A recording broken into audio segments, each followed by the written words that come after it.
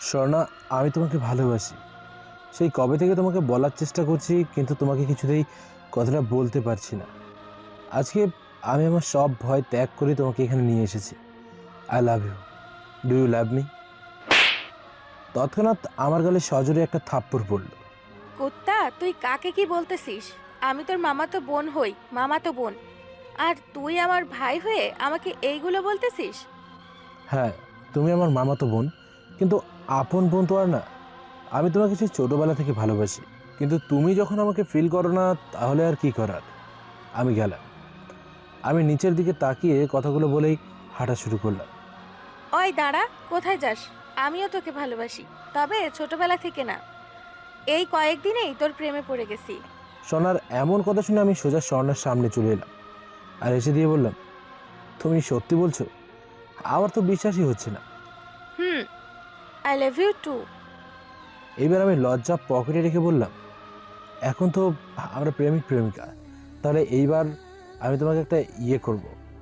ওরে বাটপার, তুই এগুলো করার জন্য আমাকে এই ফাঁকা জায়গায় নিয়ে এসেছিস? তোর মনে মনে এইগুলো ছিল? সরি সরি সরি, আর কখনো এমন কথা বলবো না। আমি ভয় পেয়ে গেলাম, কারণ প্রেমটা শুরু করার আগেই যদি ছুটে যায়, তাহলে তো আমি দেবদাস হয়ে যাব। আচ্ছা কর, কিন্তু মনে রাখবি মাত্র একবার, আর সেটাও 5 মিনিটের বেশি না। স্বর্ণা মাথা নিচু করে কথাটা বলল। স্বর্ণার দিকে তাকিয়ে দেখি কুত্তিটা লজ্জা পাচ্ছে আর চোখ বন্ধ করে আছে। আমি আমার চোখ দুটো বন্ধ করে ওর ঠোঁটের দিকে এগোতে লাগলাম। সব কিছু হতেই যাবে, তখনই আমার ঘুমটা গেল ভেঙে। চোখ মেলে তাকিয়ে দেখি আম্মু রুমের ফ্যান অফ করে দিয়েছে, আর সাথে আমাকে একভাবে ডেকে চলেছে। ইস, আর একটু হলেই। আম্মু, তুমি সবসময় কেন আমার স্বপ্নে ভিলেন হয়ে এন্ট্রি করো? তোমার জন্য আমার একটা স্বপ্ন পূর্ণতা পায় না। কয়টা বাজে খেয়াল আছে? ব্রেকফাস্ট করবি না নাকি? আম্মু, তুমি যদি আর একটু পরে আমাকে ডাকতে, তাহলে আমি আমার সব কাজ করে ফেলতাম। বেশি বকবক না করে ফ্রেশ হয়ে আয়। আমি তোর জন্য খাবার, ব্রেকফাস্ট রেডি করতেছি। আম্মু, তুমি যাও তো, তোর কিছুই ভালো লাগে না। এগুলো বলতে বলতে ফ্রেশ হতে চলে গেলাম, আর আম্মু আমার রুমের সব কিছু গুছিয়ে নিচে ড্রয়িং রুমে চলে গেল। ফ্রেশ হতে গিয়ে একটা কথা আমাকে অনেক ভাবাচ্ছে। আজকে হঠাৎ আমার মামাতো বোন স্বর্ণা আমার স্বপ্নে এলো কেন? ওকে তো দেখি না অনেক বছর হয়েছে, ও চেহারাটা মনে নেই। তাহলে আজকে হঠাৎ স্বর্ণাকে আমি স্বপ্নে কেন দেখলাম? এগুলো ভাবতে ভাবতে ফ্রেশ হয়ে রুমে চলে এলাম। এরপর নিচে খাবার টেবিলে যাওয়ার জন্য রেডি হতে লাগলাম। আসুন, এই ফাঁকে আমি আপনাদের কাছে আমার পরিচয়টা দিয়ে দিই। আমি শ্রাবণ আহমদ ইমন। আমাদের ফ্যামিলিটা একসময় জয়েন্ট ফ্যামিলি ছিল, কিন্তু একটা সমস্যার কারণে আমরা আলাদা হয়ে যাই। তাই আপাতত আমার পরিবারের পরিচয় দিই, বাকিদের পরিচয় পরে দিলেও চলবে। আমার পরিবার বলতে আমি, আব্বু, আম্মু আর আমার কয়েক বছরের ছোট একটা বোন। আমি একজন সিআইডি অফিসার, আপাতত সিনিয়র ইন্সপেক্টর পদে আছি। আর আমার আব্বু একটা ভার্সিটির লেকচারার। আব্বু অনেক বছর ধরে সেখানে চাকরি করে আসছে। আম্মুর কোনো কাজ নেই, শুধু বাসায় বসে বসে আমার আর জান্নাতের পেছনে পড়ে থাকে। জান্নাত হচ্ছে আমার ছোট বোন, এবার ইন্টার প্রথম বর্ষের স্টুডেন্ট। এটাই হচ্ছে আমার ফ্যামিলি। আশা করি মোটামুটি একটা ধারণা পেয়ে গেছেন। চলুন এবার গল্পে ফেরা যায়। আম্মু, আব্বু কোথায়? আর ছুটকি কোথায়? কাউকে দেখছি না যে। আমি আমার রুম থেকে নিচে চলে এলাম। এরপর খাবার টেবিলে বসে কথাটা বললাম। কোথায় আবার? তোর আব্বু তার কলেজে চলে গেছে, আর জান্নাতও তো সকাল সকাল বেরিয়ে গেছে। ওর নাকি বাড়তি ক্লাস আছে আজকে। ও আচ্ছা, আম্মু টিভিটা একটু অন করে দিবা, দেখি দেশের কি খবর। হুম। এরপর আমি চুপচাপ খাবার খেতে লাগি আর সকালের নিউজ দেখতে লাগি। তখনই একটা নিউজ আমার চোখে আটকে যায়। কাল রাতে 2টার সময় ফ্রেশ কোম্পানির ম্যানেজার মিস্টার জালাল চৌধুরীকে ফাঁকা রাস্তায় কুপিয়ে হত্যা, এবং তার সাথে ট্রাকে থাকা প্রায় 50 লক্ষ টাকার পণ্য চুরি। ধারণা করা যাচ্ছে এটা সম্ভবত কোনো ছিনতাইকারীর কাজ, তবে এটা কোনো একটা ব্যক্তির কাজ না। এর সাথে আরও অনেকে জড়িত থাকতে পারে, এবং সবচেয়ে ভয়ের ব্যাপার হচ্ছে এটা এই সপ্তাহের 3য় মার্ডার। এর আগেও একই সময় একইভাবে 2টা মার্ডার হয়েছে। আশা করা যাচ্ছে এই 3টা মার্ডার একজন বা এক টিমই করতে পারে। এই সম্পর্কে পুলিশ কোনো কিছুই তদন্ত করতে পারছে না। দেখা যাক সরকার এই ব্যাপারে কী সিদ্ধান্ত নেয়। রিপোর্টার ইকবাল সেগুলো বলল। আমি এই নিউজটা ভালো করে দেখছিলাম আর খাবার খাচ্ছিলাম। খাবার খাওয়া শেষ করে মাত্র সোফায় বসেছি, তখনই আমার ফোনে একটা কল এলো। আমি স্ক্রিনে তাকিয়ে একটা হাসি দিই, কারণ আমি আগে থেকে জানতাম যে আমার ফোনে কল আসবে।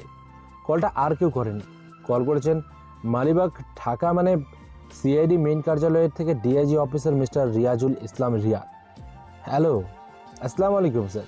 ওয়ালাইকুম আসসালাম শ্রাবণ, আমি তোমাকে একটা তদন্ত করার জন্য ফোন করেছি।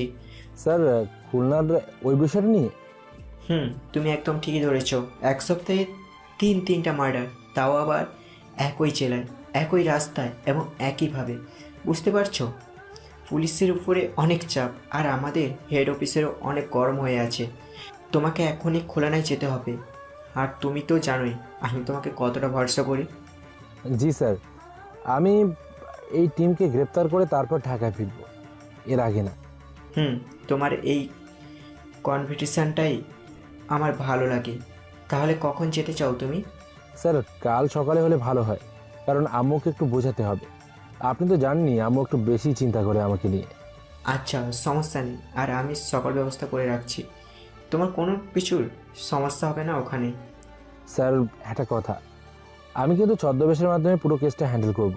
এমনকি স্যার আমাকে আটকে বলল, এমনকি নিজের ডিপার্টমেন্টের লোকেও কেউ জানবে না যে তুমি সিআইডি সিনিয়র ইন্সপেক্টর শ্রাবণ।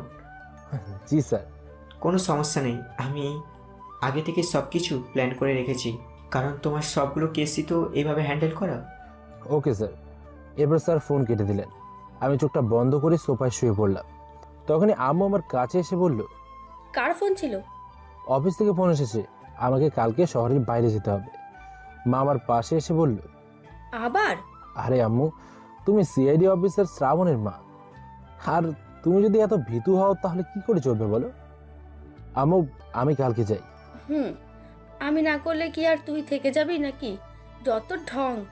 আম্মু, আম্মু, হো আম্মু, আমার সাথে কথা বলো। কোথায় যেতে হবে? খুলনা শহরে। শ্রাবণ বাবা, তুই এইবার অন্তত সকলের সাথে দেখা করে আয়। আমি মুখটা কালো করে বললাম, আম্মু, তোমাকে কতবার বলেছি আমাকে প্লিজ তোমাদের ওই স্বার্থপর ফ্যামিলির কথা কখনো বলবে না। তবুও কেন বারবার ওদের কথা বলো? আচ্ছা ঠিক আছে, আর বলবো না। আসলে সবাই আমাকে আর তোর আব্বুকে ফোন করে অনেক কান্নাকাটি করে।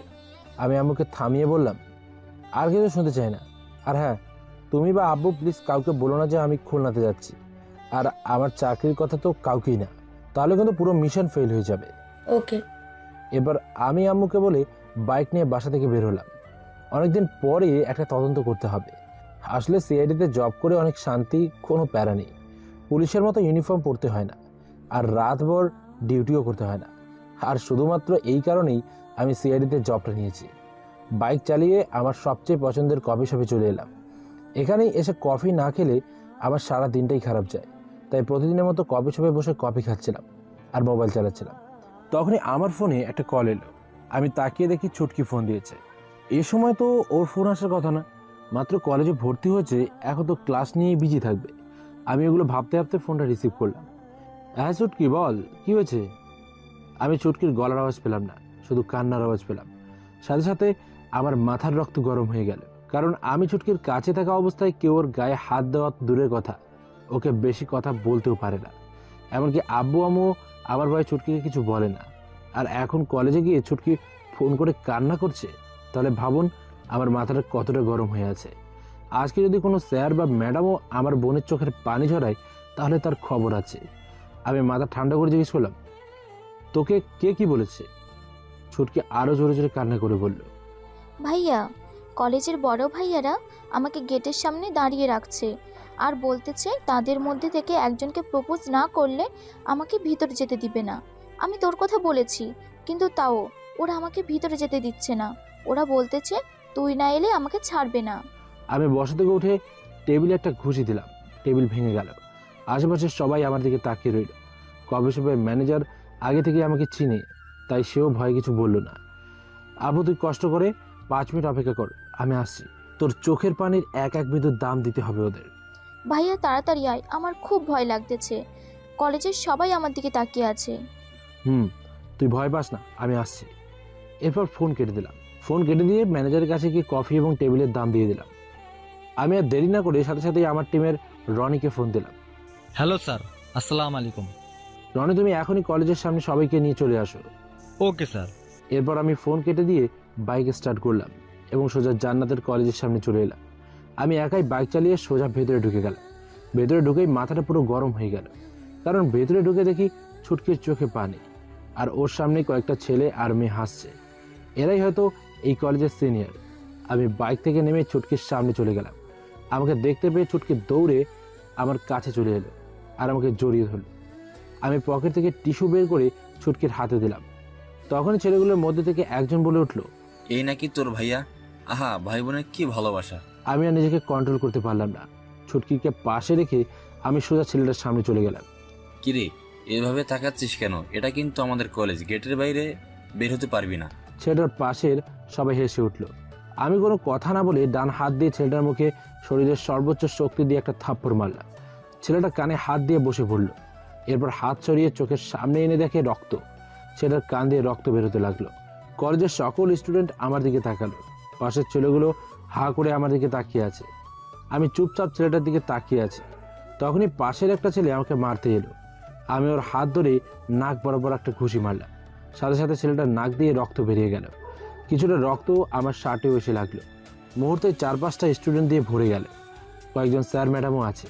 আমি চোখ লাল করে সকলের দিকে তাকিয়ে আছি।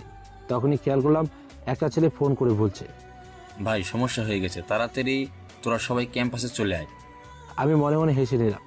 প্রায় 5 মিনিট পর কলেজের গেট দিয়ে 3-4 জন বাইক নিয়ে ঢুকলো। সবগুলোই হয়তো ওদের লোকজন। এবার আমার সামনে পুরো 12 জন ছেলেপেলে দাঁড়িয়ে আছে।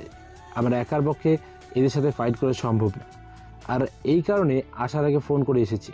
প্রথমে যে ছেলেটাকে থাপ্পড় মেরেছিলাম, এবার সেই ছেলেটা উঠে আমার সামনে এলো।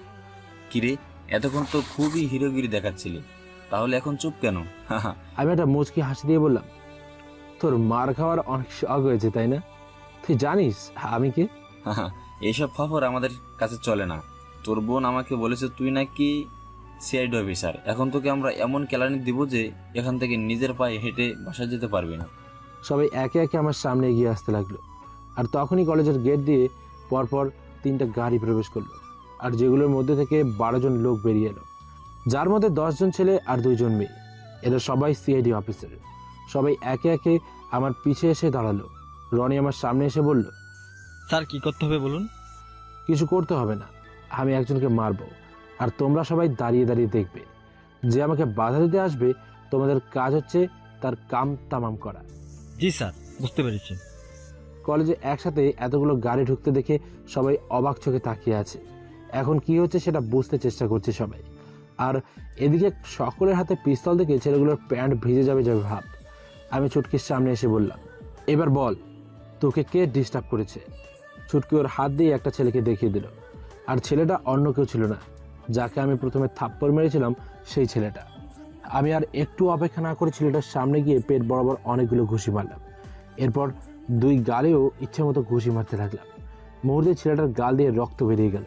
সেটা মাটিতে লুটিয়ে পড়ল। এরপর আমি আমার বন্দুক বের করে ছেলেটার দিকে তাক করলাম। আমি চাইলে এখনই তাকে ওপরে পাঠিয়ে দিতে পারি। কলেজের সবাই ভয়ে ভয়ে আমার দিকে তাকিয়ে আছে। কেউ ভয়ে আমার কাছে আসতে পারছে না।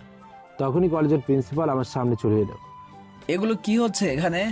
আমি এখনই পুলিশকে ফোন করতেছি। আমার কলেজে কোনো মারপিট চলবে না। আমি কিছু না বলে আমার পকেট থেকে ওয়ালেটটা বের করলাম এবং প্রিন্সিপালের সামনে সেটা দেখালাম। প্রিন্সিপাল দেখেই বলে উঠল, স্যার আপনি এখানে? প্রিন্সিপাল সহ পুরো কলেজের সবাই অবাক হয়ে আমার দিকে তাকিয়ে আছে। এই যে আমার হাতে যে পিস্তলটা দেখতে পাচ্ছিস, এটা লাইসেন্স প্রাপ্ত। আমি চাইলে এখনই তোকে উড়িয়ে দিতে পারি। আমার কাউকে জবাব দিতে পর্যন্ত হবে না। তুই এত মেয়েকে রেখে আমার বোনের উপর নজর দিস? তোর এত সাহস? ছেলেগুলোর কারো মুখে কোনো কথা নেই, সবাই ভয়ে চুপসে আছে। আর যেটাকে মেরেছি ওরা তো মাটিতে পড়ে আছে। স্যার, ছেলে মানুষ একটা ভুল করে ফেলেছে, প্লিজ ওদেরকে মাফ করে দিন। এরপর আমি বন্দুক দিয়ে উপর দিকে একটা ফায়ার দিলাম। কলেজের সকল স্টুডেন্ট কেঁপে উঠল। এই যে আমার পাশে যে দাঁড়িয়ে আছে, ওর নাম জান্নাত, আমার একমাত্র বোন। আজকের পর থেকে যদি কোনোভাবে আমি শুনতে পাই যে আমার বোনকে কেউ ডিস্টার্ব করেছে, তাহলে খোদার কসম এই বন্দুক দিয়ে তাকে উপরে পাঠিয়ে দেব। ছুটকি, বাসায় চল, আজকে আর ক্লাস করতে হবে না। আমি এটা বলে ছুটকিকে নিয়ে বাইকে উঠলাম। রনি, তোমরা অফিসে চলে যাও, আর যাওয়ার আগে এই ছেলেটাকে হসপিটালে ভর্তি করে যাও। Okay sir. এরপর আমি বাইক স্টার্ট করে চালাতে লাগলাম। বাইকের গ্লাসে তাকিয়ে দেখি বোন আমার এখনো ভয় পেয়ে গেছে। তাই ওকে নিয়ে একটা রেস্টুরেন্টে চলে গেলাম। ভাইয়া এখানে নিয়ে এলি কেন? ন্যাকা, কিছু বোঝো না? এর আগে তো ট্রিট দে বলে পাগল করে দিতিস, আর এখন নিয়ে এলাম তাও কিছু বোঝে না। ছুটকে হেসে দিল আর বলল, ভাইয়া সত্যি তুই আজকে আমাকে ট্রিট দিবি? ওয়াও! ভেতরে চল। এরপর রেস্টুরেন্টের ভেতরে নিয়ে সব ওর পছন্দের খাবার অর্ডার করলাম। সেখান থেকে আইসক্রিম, সেখান থেকে আবার ফুচকা। মানে আমার পকেট একদম ফাঁকা করে ফেলেছে আজকে। বাসায় যেতে যেতে বিকেল হয়ে যায়। আজকে সারাদিন চুটকিকে নিয়ে ঘুরে বেড়াতে হয়েছে। তবে আমার বোনটা আজকে অনেক খুশি হয়েছে, আর বোন খুশি হলেই তো আমি খুশি। পরের দিন সকালবেলা আম্মু ঘুম থেকে তুলে দিল। আমি সকালে ব্রেকফাস্ট করে রেডি হয়ে নিলাম। এরপর নিচে চলে এলাম। এখনই বেরিয়ে যাব, কিন্তু নিচে এসে দেখি আব্বু, আম্মু, চুটকি সবাই দাঁড়িয়ে আছে। কিছু বলবে নাকি? ভাইয়া বাবা বলতে চাচ্ছে যে তুমি যদি একটু বাসায় গিয়ে সকলের সাথে দেখা করতে, মানে চাচুদের সাথে বাসায় যেতে। কতবার বলবো, সকাল সকাল মুডটা নষ্ট করো না তোমরা। আমার কথায় সবাই চুপ হয়ে গেল। আমি কাউকে কিছু না বলেই বাসা থেকে বেরিয়ে গেলাম। আমি বাসা থেকে বেরিয়ে যাওয়ার পরে ছেলেটার রাগ যে কবে কমবে আমি জানি না। আমিও তো সেই চিন্তায় ঘুমাতে পারি না। ওদিকে ভাইয়া ভাবি রোজ আমাকে ফোন দিয়ে কান্নাকাটি করে। শুধু তোমার ভাই বুঝি ফোন করে, এদিকে শ্রাবণের মামা বুঝি আমাকে ফোন করে না। উফ, তোমরা চুপ করো।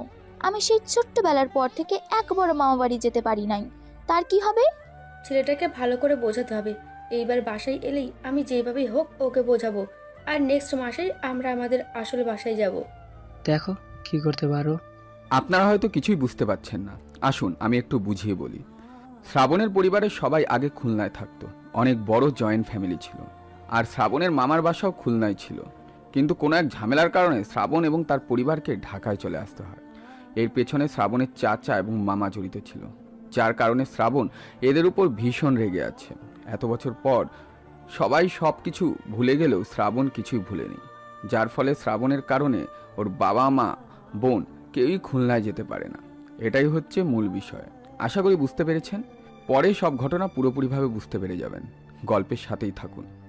বাসা থেকে বেরিয়ে সোজা বাস স্ট্যান্ডে চলে এলাম। মাথাটা এখনও গরম হয়ে আছে, তাই দোকান থেকে এক প্যাকেট সিগারেট কিনে নিলাম এবং একটা বের করে খেতে লাগলাম। সিগারেট খেতে খেতে টিকিট কাউন্টারে চলে এলাম। সেখান থেকে টিকিট কেটে বাসে উঠে পড়লাম।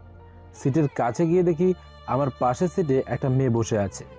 আমি একবার তাকিয়ে নিজের সিটে বসে পড়লাম। চুপচাপ বসে রইলাম। কিছুক্ষণ পরে বাস ছেড়ে দিল। হঠাৎ করে মেয়েটা বলে উঠল, হাই, আমি মাইশা। আর আপনি? আমি হঠাৎ করে মেয়েটার কথায় একটু অবাক হলাম। এরপর বললাম, আমি শ্রাবণ। এভাবে শুরু হয়েছিল, কিন্তু মেয়েটা এত পরিমাণ বাচাল যে আমাকে একদম পাগল করে ছেড়েছে। আমি যতই কথা বলার রাস্তা বন্ধ করে দিই, মেয়েটা ততই আমার গায়ে পড়ে কথা বলে। পুরো রাস্তা আমি শুধু হ্যাঁ, হুঁ, না এগুলো বলেছি, কিন্তু বিশ্বাস করেন মেয়েটা এক মিনিটও চুপ থাকেনি। ভাগ্য ভালো যে এটা কোনো মেয়ে ছিল, না হলে ওকে লাথি দিয়ে বাসের জানলা থেকে ফেলে দিতাম। শুধুমাত্র মেয়ে দেখে বেঁচে গেছে। অবশেষে দীর্ঘ 6 ঘন্টা পরে খুলনা এসে পৌঁছাই আর মেয়েটার হাত থেকে মুক্তি পাই। যাওয়ার সময় আমার ফেসবুক আইডি চেয়েছিল, কিন্তু আমি বলেছি আমি বাটন মোবাইল চালাই। বাস থেকে নামার পরেই আমার সামনে একটা লোক চলে আসে। লোক বলে ভুল হবে, আমার বয়সী একটা ছেলে। ছেলেটা বলে উঠল, হ্যালো স্যার, আপনি কি শ্রাবণ? স্যার আমি সাইফুল। আমাকে রিয়াজুল স্যার আপনার খেয়াল রাখতে বলেছেন। ও আচ্ছা। জি স্যার, আমি আপনার জন্য বাসা ঠিকঠাক করে রেখেছি, আমার সাথে আসুন। আচ্ছা চলো। এরপর আমি সাইফুলের সাথে যেতে লাগলাম। সাইফুল আর আমি একটা রিক্সা ভাড়া করে যেতে লাগলাম। খুলনা শহরে আজ প্রায় 6 বছর পর এলাম। সব কিছুই অনেক পরিবর্তন হয়ে গেছে, কিছুই চেনার উপায় নেই। তবে আজকে এত বছর পরে নিজের শহরে আসতে পেরে ভালো লাগছে। স্যার আমাদের শহরটা কেমন লাগতেছে আপনার কাছে? আজ থেকে 6 বছর আগে আমি এই শহরে থাকতাম। আমার ছোটবেলার সব স্মৃতি এই শহরেই। ও স্যার, এই ব্যাপার, এটা আমাকে আগে বলবেন না? প্রায় 25 মিনিট পরে রিক্সা একটা বাসার সামনে এসে থামল। স্যার এটাই আমার বাসা, আপনি এখান থেকে এখানেই থাকবেন। তোমার বাসায় আর কে কে থাকে? স্যার সবাই অস্ট্রেলিয়া থাকে, আমি একাই বাংলাদেশে আছি। ও, তাহলে তো দেশপ্রেমিক বলতে হয় তোমাকে। জি স্যার, তা তো অবশ্যই। এরপর সাইফুল আমাকে বাসার ভেতরে নিয়ে গেল এবং আমাকে একটা রুম দেখিয়ে দিল। স্যার আপনি ফ্রেশ হয়ে নিন, আমি আপনার জন্য খাবারের ব্যবস্থা করতেছি। আমি ওয়াশরুমে ফ্রেশ হতে চলে গেলাম। ফ্রেশ হয়ে এসে ল্যাপটপ অন করলাম এবং সবগুলো মার্ডারের রিপোর্ট দেখতে লাগলাম। প্রথমে কোনো একটা কিছু দিয়ে বেহুশ করা হয় এবং এরপর চাকু দিয়ে গলা কেটে মারা হয়। শুধু এই পর্যন্ত সীমাবদ্ধ নয়, এরপর সারা শরীরে চাকু দিয়ে আঘাত করা হয়। এটা দেখে আমি কিছু সময় চোখ বন্ধ করে ভাবলাম। আমার মনে হয় খুনি কোনো একটা সাইকো। তা না হলে এই রকম কেউ করে? মৃত্যুর পরেও এই রকম কে করে? স্যার, এই যে আপনার খাবার। আমি চোখ মেলে তাকালাম। এরপর বললাম, টেবিলে রেখে দাও আর আমাকে এই 3টা মার্ডারের সব ডিটেলস এনে দাও। জি স্যার, আপনি আমাকে একটু সময় দিন, আমি আপনাকে এনে দিচ্ছি। সাইফুল আমার রুমে থেকে চলে গেল আর আমি খাবারগুলো খেয়ে নিলাম। খাবার শেষ করে মোবাইলের দিকে তাকিয়ে দেখি সন্ধ্যা হতে চলেছে প্রায়। আমি বাসায় ফোন করে জানিয়ে দিলাম যে আমি খুলনা পৌঁছে গেছি। আম্মু আরও কিছু বলতে চেয়েছিল, কিন্তু আমি সুযোগ না দিয়ে কলটা কেটে দিয়েছি। রাত 8টার সময় সাইফুল আমার রুমে এলো। স্যার, এই যে সবগুলো মার্ডার এর কেসের ফাইল, তবে সবগুলোই অসম্পূর্ণ। আমি ফাইলগুলো ভালো করে দেখতে লাগলাম।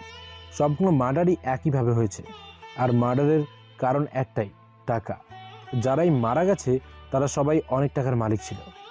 আচ্ছা সাইফুল, মনে করো তুমি আর আমি টাকা লুট করার জন্য মানুষ মার্ডার করব। তাহলে তুমি একটা প্ল্যান বানাও তো, যেটার মাধ্যমে আমরা এটাই সাকসেসফুল হতে পারি। এরপর সাইফুল হেসে বলল, স্যার, টাকা লুট করার জন্য রাতটাই বেটার হবে, কারণ দিনের বেলায় সব জায়গায় পুলিশ প্লাস লোকজন থাকে, আর রাতের বেলা আনুমানিক 3-4টার সময় রাস্তা পুরো ফাঁকা থাকে, আর এই সময়টাই বেস্ট হবে। কিন্তু সাইফুল, যদি তুমি ওই রাতে রাস্তায় কোনো গাড়ি বা পুলিশ দেখতে পাও তাহলে কি করবে? স্যার, এটা তো আরও সিম্পল, আমি কিছু করব না, চুপচাপ চলে যাব, কারণ পুলিশের এতটাও দায় পড়েনি যে রোজ রোজ বাসা থেকে এসে নাইট ডিউটি করবে, সেটাও আবার এই নির্জন ফাঁকা রাস্তায়। এটা তো আপনি আমার থেকে ভালো জানেন। আর আমি একটা জিনিস নোট করেছি, যে 3টি মার্ডার হয়েছে সেই দিন রাতে কোনো পুলিশ রাস্তায় ছিল না, অর্থাৎ যেদিন রাস্তা ফাঁকা সেই দিনই ওই ঘটনাগুলো ঘটেছে। স্যার। আচ্ছা মনে করো তুমি রাতে চুরি করার জন্য বের হয়েছ, রাস্তায় কোনো পুলিশের গাড়ি বা অন্য কিছু দেখতে পেলে না, কিন্তু হঠাৎ করে একটা রিক্সা দেখতে পেলে, তাহলে কি তুমি তোমার মিশন পূরণ না করে চলে আসবে? আরে স্যার, এটা তো একদম সিম্পল ব্যাপার, রিক্সাওয়ালা তো থাকতেই পারে, ওরা কি করবে? ওদের তো একটা ছুরি বের করে দেখালেই কেটে পড়বে, আর কাউকে কিছু বলবেও না, তাহলে কেন শুধু শুধু রিক্সাওয়ালাকে নিয়ে চিন্তা করব? আমি জোরে জোরে হেসে দিলাম। আমাকে হাসতে দেখে সাইফুল বলল, কিন্তু স্যার, আপনি আমাকে এগুলো জিজ্ঞেস করতেছেন কেন? আমি কি চোর নাকি? সাইফুল, খুনিকে ধরতে হলে খুনির মতো করে ভাবতে হয়, বুঝলে? স্যার, তাহলে কিছু পেলেন? মনে করো খুনি তার নতুন শিকার খুঁজতে রাতে বের হলো। যেহেতু পুরো দেশ গরম হয়ে আছে, তাই খুনির আগে থেকেই জানা যে রাস্তায় রাস্তায় অনেক পাহারা থাকবে। আর আমি যদি সঠিক হই, তাহলে খুনি যদি রাত 3-4টার দিকে কোনো গাড়ি বা পুলিশ দেখতে পায়, তাহলে সে কোনো মার্ডার করবে না। আর যখন সব কিছু একটু স্বাভাবিক হবে, পুলিশ রাস্তা থেকে সরে যাবে, আর তখনই আবার একইভাবে মার্ডার হবে। জি স্যার, একদম ঠিক বলেছেন। তাহলে এখন আমাদের কি করা উচিত? আমাদেরকে এখনই থানায় বলতে হবে যে রাস্তায় যেন কোনো চেকপোস্ট না থাকে। কিন্তু তাহলে তো স্যার খুনি রাস্তায় কোনো পুলিশ দেখতে না পেয়ে রোজ এইগুলো করবে। ইউনিফর্ম পরে পুলিশ থাকবে না, কিন্তু আমি এটা তো বলিনি যে ছদ্মবেশে পুলিশ বা সিআইডি অফিসার থাকবে না। স্যার, লাস্ট প্রশ্ন, খুনি রাস্তায় কোনো বাড়তি গাড়ি বা লোক দেখলে তো কোনো কিছু না করে চলে যাবে, তাহলে তো একই ব্যাপার হয়ে যাচ্ছে, তাই না? আরে বুদ্ধু, যদি তুমি আর আমি রিক্সা নিয়ে রাস্তায় থাকি, তাহলে খুনিকে আমাদের দেখে ওর কাজ বন্ধ রাখবে? সাইফুল চোখ বড় বড় করে আমার দিকে তাকালো আর বলল, স্যার, আপনি অসাধারণ। এত বলতে হবে না, কালকে রাতের আগেই একটা রিক্সার ব্যবস্থা করবে তুমি। Okay sir. আর হ্যাঁ, আজকে রাতে যেন ফুল গার্ড থাকে পুরো মেইন রোডে, আর যাকে সন্দেহ হবে তাকে যেন গ্রেপ্তার করা হয়। Okay sir. স্যার, আপনার ডিনার রেডি করতেছি, আপনি কি রুমে বসে খাবেন নাকি খাবার টেবিলে বসেই খাবেন? আমি এখন একটু বাইরে যাব, রাতে বাসায় খাবো না। এরপর সাইফুল আমার রুম থেকে চলে গেল, আর আমি রেডি হয়ে বাসার বাইরে বের হলাম। সাইফুলের বাইক নিয়ে সেই রোডে যেতে লাগলাম, যে রোডে এই ভয়ানক মার্ডারগুলো হয়েছে। বাইক থামিয়ে জায়গাগুলো ভালো করে দেখতে লাগলাম। অনেক ফাঁকা জায়গা, আশেপাশে কোনো বাস নেই, চারিদিকে ফাঁকা, আর কোনো সিসি ক্যামেরাও নেই, শুধু রাস্তার আলো। তবে 3টা জায়গায় ঘুরে একটা জিনিস বুঝতে পেরেছি, মার্ডারগুলো 1 কিলোমিটারের দূরত্বে। মানে একটা মার্ডার এখানে হয়েছে তো আরেকটা 1 কিলোমিটার সামনে, মানে পরের মার্ডারটা 1 কিমি সামনে হতে চলেছে। আমি ভালো করে জায়গাটা দেখে নিলাম।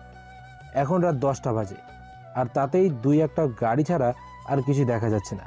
তাহলে রাত 3টার সময় কীরকম নির্জন হতে পারে জায়গাটা? আমি জায়গাটা ভালো করে পরিদর্শন করে খুলনা মেইন সিটিতে চলে এলাম। একটু ক্ষুধা লাগছে, তাই ভালো দেখে একটা রেস্টুরেন্টে ঢুকে পড়লাম। খাবার অর্ডার করে বসে আছি, তখনই আমার চোখ চলে গেল একটা পাশের টেবিলের দিকে। 3টা মেয়ে একটা টেবিলে বসে আছে, কিন্তু 3টা মেয়ের মধ্যে একটা মেয়ে পিঙ্ক কালারের একটা ড্রেস পরেছিল, দেখতে একদম পরীর মতো লাগছিল। আমি যেন কিছুতেই চোখ ফেরাতে পারছিলাম না।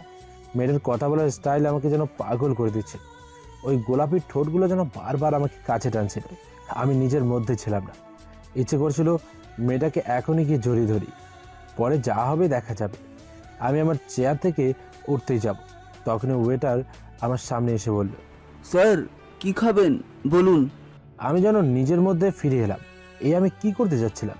উফ, একটু যেন বেঁচে গেছি। মনে মনে উপরওয়ালাকে একটা ধন্যবাদ দিয়ে খাবার অর্ডার করলাম। খাবার অর্ডার করে সেই টেবিলের দিকে তাকিয়ে দেখি মেয়েগুলো নেই, মানে খাবার খেয়ে চলে গেছে।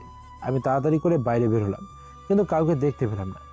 অবশেষে মন খারাপ করে আবার রেস্টুরেন্টে ফিরে এলাম আর খাবার খেতে লাগলাম। লাইফে এত বছর পরে আজকে এমনটা ফিল হলো আমার। এর আগে কোনো মেয়ে দেখলে এমন হতো না আবার, কিন্তু আজকে এই মেয়েকে দেখে এমন ফিল হলো কেন? আর সবচেয়ে বড় বিষয় হচ্ছে, আমার কেমন যেন মনে হচ্ছে আমি মেয়েটাকে আগে কোথাও দেখেছি। আমার মনে হচ্ছে মেয়েটা আমার পরিচিত কেউ, কিন্তু কে সেটা মনে করতে পারছি না। এগুলো ভাবতে ভাবতেই খাবার খাওয়া শেষ করলাম। এরপর খাবারের বিল দিয়ে রেস্টুরেন্টের বাইরে চলে এলাম এবং বাইক চালিয়ে সোজা সাইফুলের বাসার দিকে যেতে লাগলাম। কিন্তু মাঝ রাস্তায় বসে আমার মনটা কেমন আনচান আনচান করে উঠলো। আমি বাইক থামিয়ে অনেক সময় ভাবলাম, কিন্তু অবশেষে আমি সিদ্ধান্ত নিলাম যে শুধু রাস্তায় বসে বাইরে থেকে আমাদের সেই পুরনো বাসাটা একবার দেখব, বাসার ভেতরে যাব না, আর কারোর সাথে দেখা করব না। এটা ভেবে বাইক ঘুরিয়ে আমাদের পুরনো বাসার দিকে যেতে লাগলাম। যতই সামনের দিকে এগিয়ে যাচ্ছি, ততই যেন মনের ভিতরে একটা অজানা ভালো লাগা কাজ করছে। এই তো সেই রাস্তা, যে রাস্তায় আমি প্রতিদিন স্কুলে যেতাম। কত শত স্মৃতি জড়িয়ে আছে এই সব কিছুর সাথে। অনেকদিন পরে খুলনা এসেছি, তবু চিনতে তেমন একটা ভুল হচ্ছে না। প্রায় 20 মিনিট পরে আমি আমার বাসার সামনে চলে এলাম। বাইক থামিয়ে নিচে নামলাম। এরপর সামনে তাকিয়ে একটু অবাক হই, কারণ এটা তো অনেক বড় একটা বাড়ি। আমি ভালো করে আশেপাশে দেখতে লাগলাম। এই জায়গায় আমাদের বাসা ছিল। তাহলে কি চাচা আবার নতুন করে বাড়ি বানিয়েছে? হতেই পারে, স্বাভাবিক। অনেক টাকা মেরে সারা জীবন খেয়ে এসেছে, তার পক্ষে এই বাড়িটা বানানো অসম্ভব কোথায়? আমি হাসতে হাসতে বাইক স্টার্ট করলাম। এরপর বাইক চালিয়ে সোজা সাইফুলের বাসায় চলে এলাম। আমি সোজা আমার রুমে চলে এলাম। এরপর আম্মুকে ফোন করলাম। আম্মু কিছু সময় পরে রিসিভ করলো। বাবা কেমন আছিস? ভালো না থেকে যাবো কই, তুমি কেমন আছো? আমি ভালো আছি, কিন্তু তুই এমন করে কথা বলতেছিস কেন? আজকে তো আমি ওখানে গিয়েছিলাম। কি, তুই গিয়েছিলি? আমি জানতাম তুই অবশ্যই বাসায় যাবি। বাসার সবাই কেমন আছে আর তোকে কি বলেছে? আর আস্তে আস্তে আমি শুধু বাইরে থেকে দেখতে গিয়েছিলাম, কারোর সাথে দেখা করিনি। কিন্তু কিন্তু কি? চাচা তো অন্য টাকায় বেশ ভালোই বাড়ি করেছে দেখছি। একা একা সব সম্পত্তির মালিক হয়ে একাই রাজত্ব করছে। তুই ভুল বুঝতেছিস। আম্মু প্লিজ আমাকে বোঝাতে এসো না। এইসব প্রসঙ্গ বাদ দিয়ে বলো, আব্বুর শরীর কেমন আছে? ভালো। আর ছুটকি কোথায়? কোথায় আবার, রুমে আছে হয়তো। বাবা তুই মাথা ঠান্ডা কর একটু। আচ্ছা আম্মু, ভালো থেকো, বাই। এরপর ফোনটা কেটে দিলাম। ফোন কেটে দিয়ে আর বাড়তি কিছু না ভেবে ঘুমানোর চেষ্টা করলাম। কিন্তু রেস্টুরেন্টের ওই মেয়েটার কারণে আমার চোখে ঘুম আসছিল না। শুধু মেয়েটার চেহারা আমার চোখের সামনে ভেসে আসছিল। আমার কেন এমন হচ্ছিল আমার জানা নেই, কিন্তু একটা বিষয় আমি খুব ভালো করে বুঝে গেছি যে আমি প্রেমে পড়েছি, সেটাও আবার ওই মেয়েটার।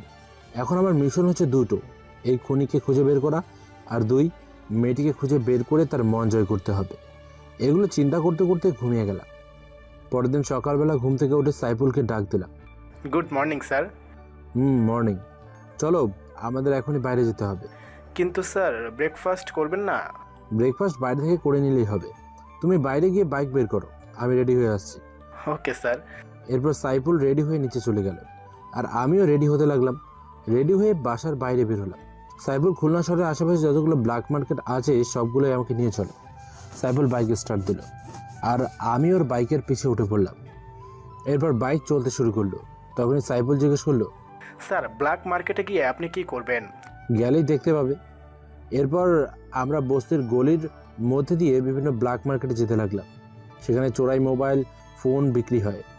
এখানে আসার মূল উদ্দেশ্য হচ্ছে একটা মোবাইল খুঁজে বের করা, কারণ যে 3 জন মার্ডার হয়েছে তাদের কারোই মোবাইল ফোন পাওয়া যায়নি। তাই আমি 100% শিওর উনি ওই মোবাইল ফোনগুলো টাকার জন্য ব্ল্যাক মার্কেটে বিক্রি করতে আসবে, বা অলরেডি করে ফেলেছে। আর এই কারণে আমি চোরাই মার্কেটে মোবাইল খুঁজে বেড়াচ্ছি।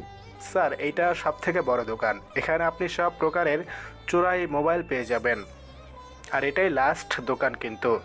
আচ্ছা ভেতরে চলো। এরপর আমি আর সাইফুল দোকানের ভেতরে ঢুকলাম। কি লাগবে আপনাদের? ভাইয়া আইফোন 11 লাগবে।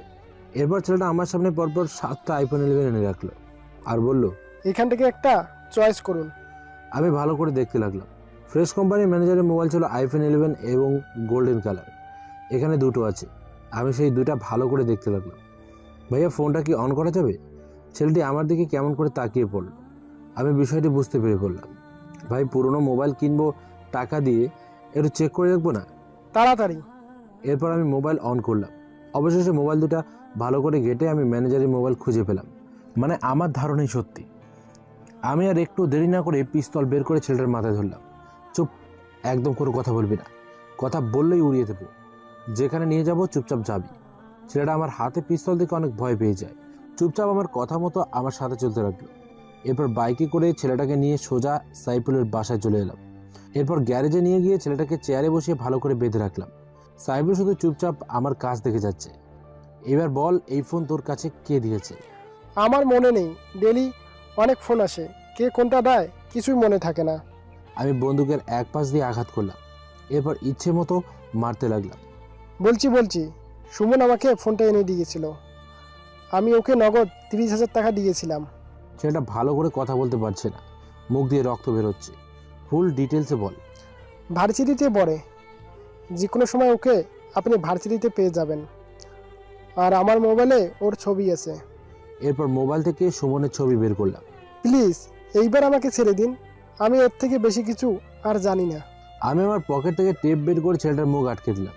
এরপর বাইক নিয়ে ছেলেটার বলা ভার্সিটির উদ্দেশ্যে রওনা দিলাম। মুখে মাস্ক লাগিয়ে ভার্সিটির মধ্যে প্রবেশ করলাম। খুঁজতে খুঁজতে সুমনকে পেয়ে গেলাম। ওকেও জোর করে তুলে নিয়ে এলাম। তবে এইবার সিআইডি পরিচয় দিয়ে সকলের সামনে থেকে ধরে এনেছি। একেও ঠিক একইভাবে চেয়ারের সাথে বেঁধে দিলাম। আপনারা কারা আর আমার কাছ থেকে কি চান? আমি আবার পকেট থেকে মোবাইলটা বের করে বললাম, এটা কার মোবাইল আর এটা তুই পেলি কোথা থেকে? সেটা মোবাইল দেখেই ভয় পেয়ে যায় আর বলে, আমি জানি না। আমি আর চুপ করে থাকলাম না, একেও ইচ্ছে মতো মারতে লাগলাম। কিন্তু এই ছেলেটা মার খেয়েও কোনো কথা বলছে না। এক পর্যায়ে আমি হাঁপিয়ে গিয়ে মারা বন্ধ করে দিই। আর কোনো উপায় না পেয়ে একটা ড্রিল মেশিন নিয়ে আসি ছেলেটার সামনে। আমি গ্যারেজের দেওয়াল ফুটো করতে লাগলাম আর বললাম, এটা দিয়ে আমি সচরাচর কী করি জানিস? মানুষের শরীরে ফুটো করি। এরপর আমি ড্রিল মেশিন নিয়ে ছেলেটার কাছে এগোতে লাগি। ছেলেটার চোখ অনেক বড় হয়ে গেছে। আমি যখনই ফুটো করতে যাব তখনই ছেলেটা বলে উঠলো, সাকিব ভাই আমাকে এই মোবাইলটা বিক্রি করতে পাঠিয়েছে, আমি তার কাছ থেকেই এই মোবাইলটা এনেছি। এরপর এর কাছ থেকে সাকিবের সম্পর্কে সব রকম ডিটেলস বের করলাম। সাকিবের বাবা একটা ভার্সিটির প্রিন্সিপাল, আর সাকিবও ওই ভার্সিটিতে পড়াশোনা করে। আমি ছেলে দুটোকে রুমে আটকে বাইরে বেরিয়ে এলাম। স্যার এখন কি করবেন? পুরোপুরি শিওর বা কোনো প্রমাণ না পেয়ে সাকিবকে আমরা ধরতে পারবো না, তাই আমাদের আরও শক্ত প্রমাণ জোগাড় করতে হবে। তবে আমার মনে হচ্ছে এই সাকিবই এর সাথে জড়িত। স্যার এখন কি করবেন? এখন আপাতত কিছু করব না। বিকেলবেলা রিক্সা নিয়ে বের হব। রাতের বেলায় ওই ফাঁকা রাস্তায় থাকবো। আর যদি কোনোভাবেই বুঝতে পারি যে প্রিন্সিপালের ছেলে এটার সাথে জড়িত, তাহলে অন্য একটা প্ল্যান কাজে লাগাতে হবে। Okay sir. এরপর আমি আমার রুমে এসে ওয়াশরুমের ভেতরে চলে এলাম। শরীরের অনেক জায়গায় রক্ত লেগে আছে, তাই তাড়াতাড়ি করে সেগুলো পরিষ্কার করে নিলাম। দেখতে দেখতে বিকাল হয়ে গেল। আমিও স্বাভাবিক জামা কাপড় পরে রিক্সা নিয়ে রাস্তায় বেরোলাম। স্যার আপনাকে পুরো রিক্সাওয়ালার মতো লাগতেছে। বেশি কথা না বলে আমার কাছ থেকে দূরে যাও। Okay sir. এরপর সাইফুল আমার কাছ থেকে চলে গেল, আর আমি আস্তে আস্তে রিক্সা চালিয়ে পুরো শহর ঘুরতে লাগলাম। রিক্সা চালাতে চালাতে এক পর্যায়ে আমি একটা পার্কের সামনে চলে এলাম। তখনই একটা মেয়ে আমাকে পেছন থেকে ডাক দিল। আমার কাছে মেয়েটার কণ্ঠ অনেক পরিচিত মনে হলো, তাই আমি রিক্সা থামিয়ে পিছনে ফিরে তাকালাম। কিন্তু পিছনে ফিরে আমি এক আকাশ সমান অবাক হয়ে যাই, কারণ আমি পিছনে ফিরে তাকিয়ে দেখি রেস্টুরেন্টের সেই মেয়েটি। আমি অবাক হয়ে মেয়েটার দিকে তাকিয়ে থাকি।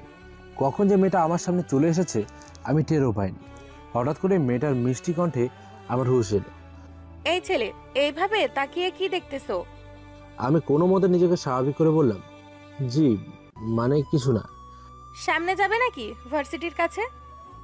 আমি একটু অবাক হলাম, মেয়েটা বলে কি আমি নাকি রিক্সা চালিয়ে তাকে নিয়ে যাব। কিন্তু তখনই মনে হলো এর থেকে ভালো সুযোগ আর পাবো না।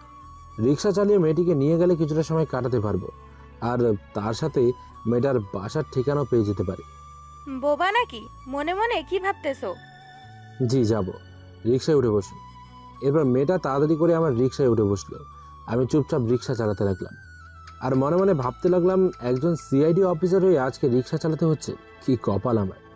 মেয়েটা চুপচাপ বসে আছে, এটা দেখে আমি জিজ্ঞেস করলাম, ম্যাম আপনার নামটা জানতে পারি?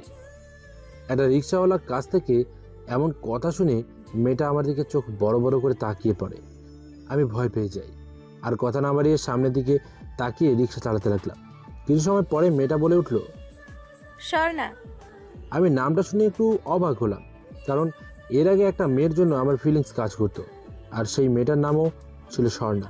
আর এখন এই মেয়েটার নামও স্বর্ণা, কি কপাল রে ভাই। এই দাঁড়াও দাঁড়াও, আমাকে এইখানে নামিয়ে দাও। জি ম্যাম। আমি রিক্সা থামিয়ে দিলাম। এরপর এলো সেই মুহূর্ত, মানে স্বর্ণা নামের মেয়েটা আমাকে টাকা দিল। আমি টাকাটা হাতে নিয়ে দেখি 100 টাকা, আর টাকাটা দিয়ে স্বর্ণা ভার্সিটির ভেতরের দিকে যেতে লাগলো। তখনই আমি তাকে থামিয়ে বললাম, ম্যাম আমার ভাড়া তো মাত্র 30 টাকা হয়েছে, আপনি 100 টাকা দিলেন যে। এইটা দিয়ে তুমি কিছু একটা খেয়ে নিও। আর সব পেশাকেই আমি সম্মান করি, কিন্তু তোমার মতো একটা ছেলেকে রিকশায় মানায় না। পড়াশোনা করা উচিত ছিল তোমার। স্বর্ণা একটু হাসি দিয়ে আমার সামনে থেকে চলে গেল, আর আমি হাঁ করে স্বর্ণার যাওয়ার দিকে তাকিয়ে রইলাম।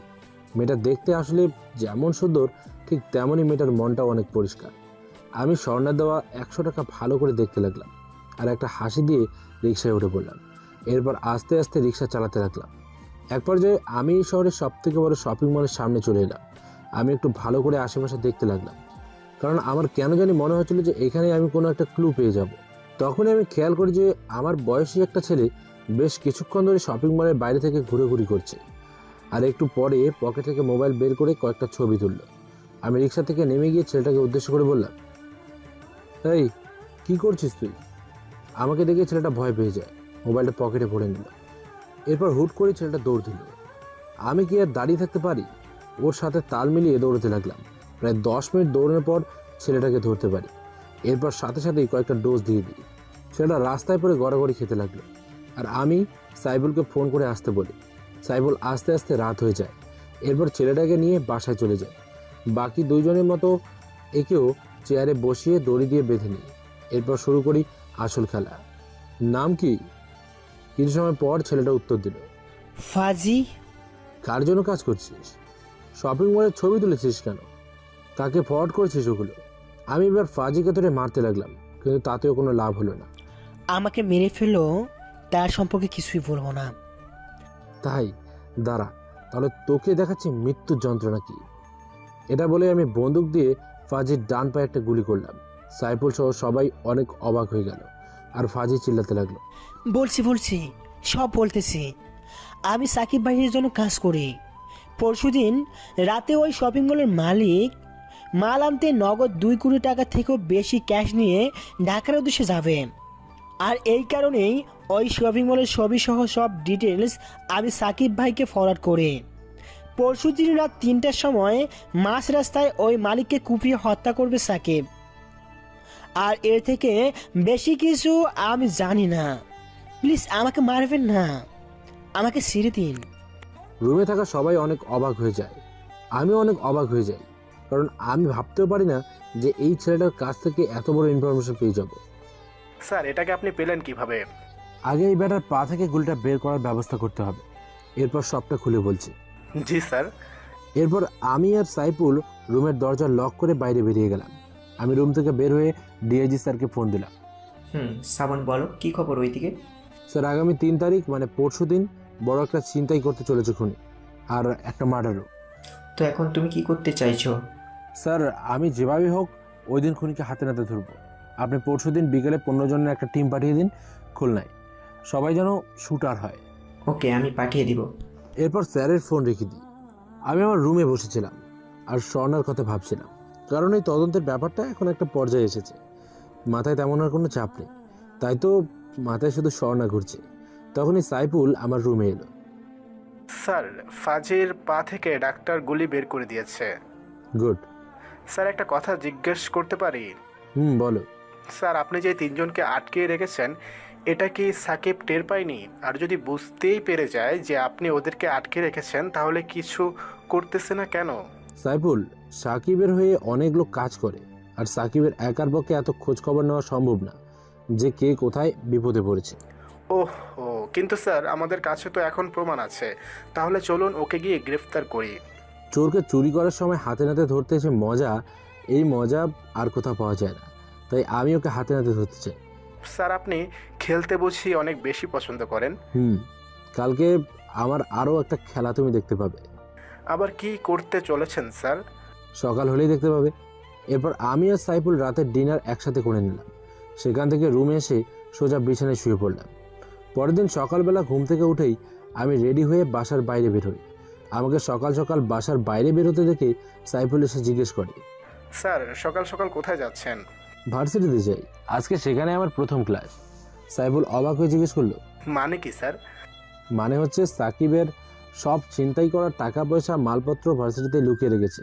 আমি শিওর, কারণ ওটা একটা শিক্ষা প্রতিষ্ঠান, আর এই কারণে কেউ কোনো সন্দেহ করবে না।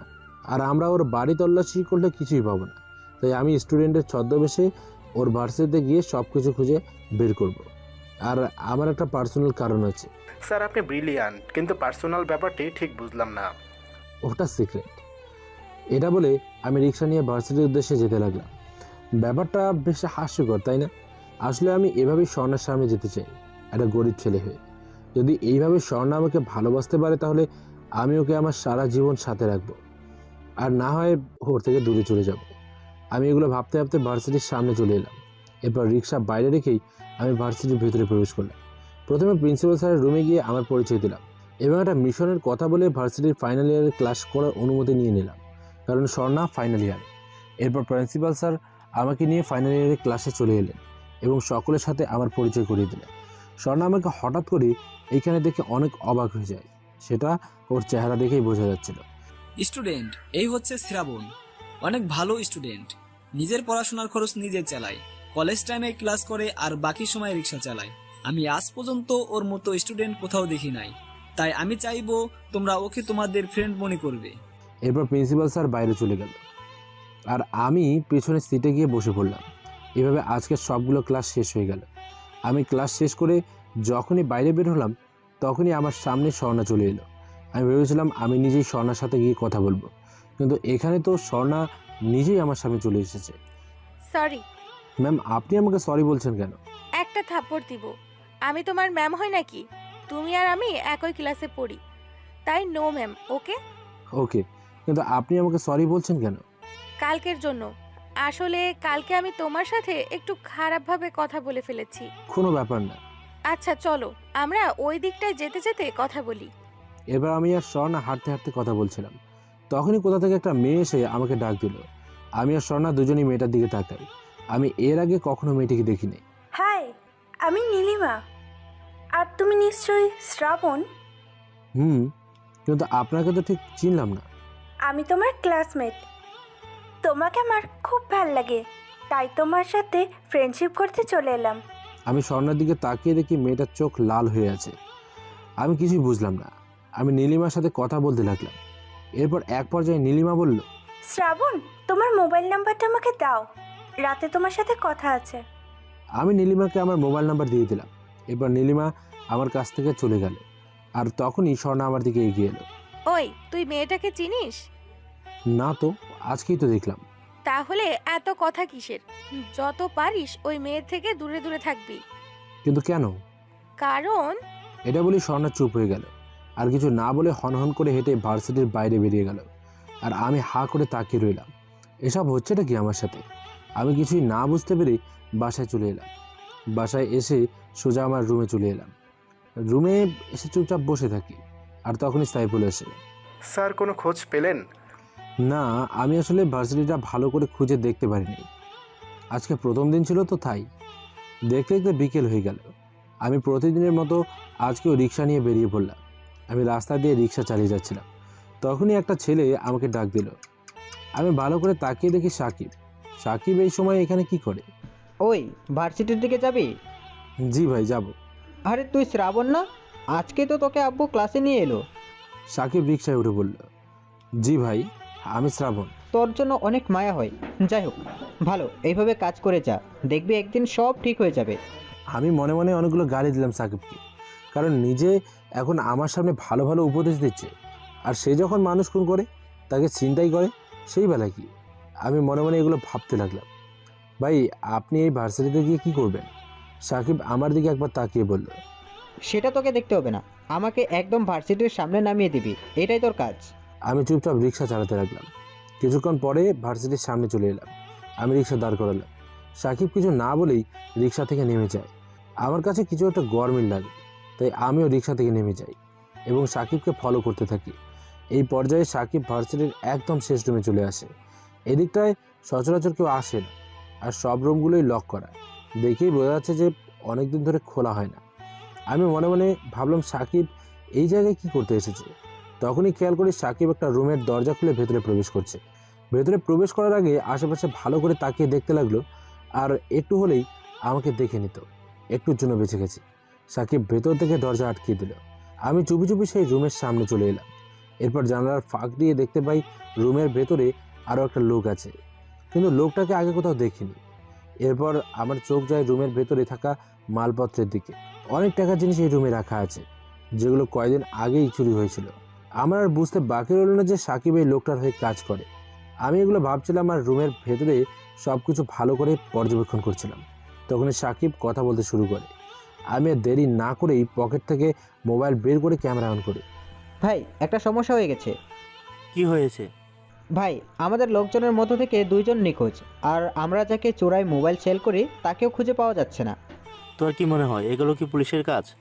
এটা পুলিশের কাজ হতে পারে না। এসব বাদ দে, পরশু দিনের কাজটা কিন্তু যে করে হোক আমাদের সম্পূর্ণ করতে হবে। এটা করতে পারলে অনেক বড় অঙ্কের টাকা পাওয়া যাবে। কিন্তু ভাই, আমার কাছে এটা ঠিক মনে হচ্ছে না। আমার মনে হয় আমরা অনেক বড় কোনো চক্রান্তের মধ্যে ফেসে যাচ্ছি। আমি কিছু শুনতে চাই না। 3 তারিখের কোম্পানি মালিককে তুই মার্ডার করবি, আর সাথে 2 কোটি টাকা আমার কাছে নিয়ে আসবি। আচ্ছা ভাই, আমি আসি। চল, আমিও বাইরে যাব। আমি তাড়াতাড়ি করে ফোনটা সারিয়ে নিলাম। এরপর এক দৌড়ে ভার্সিটির বাইরে চলে এলাম। ভার্সিটির বাইরে রিক্সা নিয়ে অপেক্ষা করতে লাগলাম, কারণ আমি জানি এই সময় সাকিব বাইরে আসবে, আর তখনই শুনে নেওয়া যাবে সেই লোকটা আসলে কে।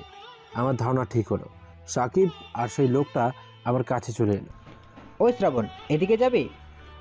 জি ভাই, যাব। ভাই, আপনি রিকশায় যাবেন? না, তুই যা, আমার গাড়ি আসতেছে একটু পরে। আচ্ছা শ্রাবণ, চল। এরপর আমি রিক্সা চালাতে লাগলাম। আমি কিছু সময় পরে সাকিবকে জিজ্ঞেস করলাম, ভাই আপনার সাথে ওই লোকটা কে ছিল? আরে, তুই হানিফ ভাইকে চিনিস না? উনি তো আমাদের খুলনার এমপি। সাকিবের কথা শুনে আমি পুরোপুরি অবাক হয়ে গেলাম, কারণ একজন এমপি হয়েছে কি করে এই জঘন্য কাজগুলো করতে পারে? তার কি টাকা পয়সার অভাব আছে নাকি? আমি কোনো কথা না বলে চুপচাপ রিক্সা চালাতে লাগলাম। এরপর আমি সাকিবকে ওর বাসার সামনে নামিয়ে দিয়ে সোজা বাসায় চলে এলাম। বাসায় এসে ভিডিওটা ডিআইজি স্যারকে মেল করে পাঠিয়ে দিলাম। এরপর চুপচাপ রুমে বসে রইলাম। তখনই সাইফুল রুমে এলো। স্যার, আপনাকে দেখে চিন্তিত মনে হচ্ছে, কিছু হয়েছে নাকি? কিছু হয়নি, তবে আস্তে আস্তে সব কিছুর ওপর থেকে বিশ্বাস উঠে যাচ্ছে। কেন স্যার, কি হয়েছে? আমি সাইফুলকে সবটা খুলে বললাম। স্যার, আমি তো বিশ্বাসই করতে পারতেছি না। আমি আর সাইফুল কথা বলছিলাম, তখনই আমার ফোনে একটা কল এলো। আমি তাকিয়ে দেখি আননোন নাম্বার, তারপরেও রিসিভ করলাম। শ্রাবণ, কোথায় তুমি? আমি বাসায়, কিন্তু আপনি কে? বেশি কথা না বলে পার্কে চলে এসো, তোমার সাথে কথা আছে। কিন্তু আপনি কে? আর কিছু বলতে পারলাম না, তার আগেই ফোনটা কেটে দিল। আমি ভাবতে লাগলাম যে কে হতে পারে, আর বেশি না ভেবে রেডি হয়ে পার্কের উদ্দেশ্যে বেরিয়ে পড়লাম। পার্কটি কাছে থাকায় আমি পায়ে হেঁটেই চলে এলাম। এরপর ভেতরে প্রবেশ করলাম, কিন্তু আশেপাশে পরিচিত কাউকে দেখতে পাচ্ছিলাম না। তখনই স্বর্ণাকে দেখতে পাই। স্বর্ণা আমার সামনে চলে এলো। বাসা থেকে আসতে এত সময় লাগে? ও, তার মানে আপনি আমাকে ফোন দিয়েছিলেন? বেশি কথা না বলে এখানে এসে বসো তো। এরপর স্বর্ণা আমার হাত ধরে নিয়ে একটা বেঞ্চে বসিয়ে দিল। আমি যতই স্বর্ণাকে দেখছি ততই অবাক হয়ে যাচ্ছি। আচ্ছা, তুমি তোমার মুখটা এমন করে চুপচাপ করে বসে আছো কেন? না মানে, আমি ঠিক বুঝছি না, আপনি হঠাৎ আমার মতো একটা ছেলেকে ফোন করে পার্কে ডেকে আনলেন কেন? আবার আমার সাথে বসেও আছেন, এতে লোকে কি বলবে? তোমার এত কিছু ভাবার দরকার নেই, আমার যা ইচ্ছে হয় আমি তাই করি। এরপর স্বর্ণার সাথে অনেক সময় গল্প করলাম। পুরো সন্ধ্যা হয়ে গেছে। আসলে স্বর্ণার মনটা অনেক ভালো, যতই দেখি ততই অবাক হয়ে যায়। আমি যেন আরো বেশি বেশি করে স্বর্ণার প্রেমে পড়ে যাচ্ছি। শ্রাবণ, সন্ধ্যা হয়ে গেছে, চলো বাসায় যাই। চলে। আর শুনো, বাসায় গিয়ে মন দিয়ে পড়াশোনা করবে, ভবিষ্যতে অনেক বড় হতে হবে তোমাকে। আমি একটা বলদা হাসি দিয়ে স্বর্ণার সামনে থেকে চলে এলাম, কারণ স্বর্ণা যে আমার আসল পরিচয় জানে না। পরের দিন সকালবেলা ঘুম থেকে উঠে সোজা ভার্সিটি চলে এলাম। ভার্সিটিতে এসে চুপচাপ বসেছিলাম। তখনই আমার সামনে আগের দিনে নীলিমা নামের মেয়েটা চলে এলো। কি হিরো, বসে বসে কি ভাবতেছ? গার্লফ্রেন্ডের কথা নাকি? না, এমনিতেই বসে আছি। জানো, আমার না মাঝে মাঝে আফসোস হয়। কিসের জন্য? এই যে তোমার সাথে 2 বছর আগে পরিচয় হলো না কেন? কেন কেন? 2 বছর আগে পরিচয় হলে কি করতেন? তাহলে তোমাকে আমার বয়ফ্রেন্ড বানাতাম। আরে মজা করেন, আমি একজন রিক্সা চালক, আর আপনি কোথায়? আরে বোকা, বড় ছোটতে কিছু আসে যায় না, মন থেকে ভালোবাসলেই হয়। নীলিমা আমার গাল টেনে বলল। আর তখনই খেয়াল করি স্বর্ণা আমার দিকে চোখ লাল করে তাকিয়ে আছে। আমি একটু ভয় পেয়ে যাই, মেয়েটার এত তেজ কেন? আমি কোথায় ওর মিষ্টি চেহারা দেখতে ভার্সিটি এলাম, আর এই মেয়ে দেখি চোখ মুখ লাল করে আমার দিকে তাকিয়ে আছে। আমি নীলিমার হাত সরিয়ে দিলাম। আরে লজ্জা পাচ্ছ কেন? তুমি থাকো, আমি একটা বন্ধুর সাথে দেখা করে আসি। এরপর নীলিমা আমার কাছ থেকে চলে গেল, আর আমি চুপচাপ বসে রইলাম। কিছু সময় পরে স্বর্ণা আমার সামনে এলো। কি হচ্ছিল এখানে? কিছু না তো। কুত্তা, আমি ভেবেছিলাম তুই একটা ভালো ছেলে, সবার থেকে একটু আলাদা, কিন্তু না, তুইও বাকিদের মতো। স্বর্ণা অন্যদিকে তাকিয়ে বলল। আমি স্বর্ণার সামনে গিয়ে বললাম, বিশ্বাস করুন আমি কিছু করিনি। ওই মেয়েটাই তো আমার গাল টেনে দিয়েছিল, আমি কি জানতাম নাকি? তাও কোনো কথা বলছে না স্বর্ণা। তাই আমি আবার বললাম, আচ্ছা ঠিক আছে, আমি আর ওই মেয়েটার কাছে যাব না, এবার তো কথা বলুন। মনে থাকে জানো, ওই হচ্ছে একটা ডাইনি, আমার সব কিছুতেই ও ভাগ বসায়। আমি অনেক অবাক হলাম, নিজেকে প্রশ্ন করলাম, মেয়েটা বলে কি? আচ্ছা স্বর্ণা এমন করছে কেন? স্বর্ণ কি আমাকে ভালোবেসে ফেলেছে নাকি? তা না হলে এরকম ব্যবহার কেউ করে? আমি মনে মনে এগুলো চিন্তা করছিলাম, আর স্বর্ণা বকবক করে যাচ্ছিল। রাতের বেলা খাবার খাওয়ার জন্য আমি আর সাইফুল দুজনে বাইরে বের হয়েছি। আমি ভালো একটা রেস্টুরেন্ট থেকে ভেতরে গিয়ে বসলাম। সাইফুল, আজকে আমার মনটা ভীষণ ভালো, তাই আজকে আমি তোমাকে ট্রিট দেবো, তোমার যা খুশি তুমি খেতে পারো। ওকে স্যার, আপনি ওয়েটারকে ডাক দেন, আমি পরেরটা দেখতেছি। আমি একটা মুচকি হাসি দিয়ে ওয়েটারকে ডাক দিলাম। ওয়েটার আমাকে দেখে অবাক হয়ে তাকিয়ে রইল। এরপর কিছু না বলেই আমার কাছ থেকে চলে গেল। আমি একটু অবাক হলাম, ছেলেটা এমন করে চলে গেল কেন? স্যার কিছুই তো বুঝতে পারলাম না, ম্যানেজারকে ডাক দিব? দরকার নেই, আমি অন্য কাউকে ডাক দিচ্ছি। এরপর আমি অন্য কাউকে ডাক দেবো তার আগেই আমার নাম ধরে কেউ একজন ডাক দিল। আমি পিছনে ফিরে তাকালাম। পিছনে ফিরে তাকিয়ে আমার মেজাজটা ভীষণ খারাপ হয়ে যায়। এ কি, আপনি এখানে কেন? শ্রাবণ বাবা, কেমন আছিস? আজ কত বছর পর তোকে দেখলাম। আমি বসা থেকে উঠে দাঁড়ালাম আর বললাম, আমি ভালো আছি, আপনার সাথে দেখা না হলে আরো ভালো থাকতাম। তুই এখনো আমাদের উপর রাগ করে আছিস? আর রাগ করে থাকিস না, চল আমার সাথে বাসায় যাবি, বাসার সবাই তোকে দেখলে অনেক খুশি হবে। আমার গালে হাত দিয়ে বলল, প্লিজ আমাকে টাচ করবেন না, আপনিও চাচার সাথে জড়িত আছেন, আর এই কারণেই আপনাকে দেখলে আমার গায়ের রক্ত গরম হয়ে যায়। বাবা, তাই ভুল বুঝতেছিস, আমি বা তোর চাচা কেউ আর আগের মতো নেই, আমরা সবাই বদলে গেছি, আমরা এখন জানি সম্পর্ক মানে কি। আমাকে হাজারবার বললেও আমি আপনার সাথে যাব না। আর আমাকে একটা কথা বলুন তো, এত রাতে আপনি এই রেস্টুরেন্টে কি করেন? বাসায় খাবার রান্না হয় না নাকি? শ্রাবণ, এটা আমার রেস্টুরেন্ট। ওয়াও, বেশ ভালো তো। তবে একটা কথা মনে রাখবেন, আমি সেই দিনের ব্যবহারে কিচ্ছুই ভুলিনি। এটা বলেই আমি সাইফুলকে নিয়ে রেস্টুরেন্টের বাইরে চলে এলাম। আমি বাইরে আসার আগে মামা আমাকে অনেকবার আটকানোর চেষ্টা করেছে, কিন্তু আমি কিছু না শুনেই চলে এসেছি। এতক্ষণ যে লোকটার কথা বললাম সে আর কেউ ছিল না, সে আমার নিজের মামা ছিল। আপনারা হয়তো অনেক ভাবছেন যে আমি কেন আমার চাচা এবং মামার উপরে রেগে আছি। আসুন আজকে সবটা খুলে বলি। আজ থেকে 6 বছর আগে আমরা সবাই একসাথে একই বাড়িতে থাকতাম। মানে আমি, আব্বু, আম্মু, ছুটকি, চাচা, চাচি এবং চাচার এক মেয়ে সবাই এক বাড়িতেই থাকতাম। বেশ ভালোই কাটছিল আমাদের জীবন। কিন্তু হঠাৎ একদিন জানতে পারি চাচা আব্বুর সকল সম্পত্তি তার নামে করে নিয়েছে, এবং এর সাথে জড়িত ছিল আমার মামা। কারণ মামা আর চাচা অনেক ভালো বন্ধু ছিল। আব্বু এটা জানতে পেরে অনেক কষ্ট পায়, আর আমাদেরকে নিয়ে ট্রান্সফার হয়ে ঢাকা চলে আসে। আর এইভাবে কোনো যোগাযোগ ছাড়াই 6টা বছর কেটে যায়। এর মধ্যে আব্বু আম্মুর রাগ কমে গেলেও আমার রাগ একটুও কমে নেই। আর এই কারণেই আমি মামার সাথে ওইরকম ব্যবহার করে এসেছি মাত্র। আশা করি সকলে বুঝতে পেরেছেন বিষয়টি। এরপর আমি আর সাইফুল অন্য একটা রেস্টুরেন্টে গিয়ে রাতের খাবার খেয়ে নিলাম। এর মাঝে আমি খুব রেগেছিলাম, আর রাগ হলেই আমার চোখ লাল হয়ে থাকে। যার কারণে সাইফুল ভয়ে একটা প্রশ্ন আমাকে জিজ্ঞেস করেনি।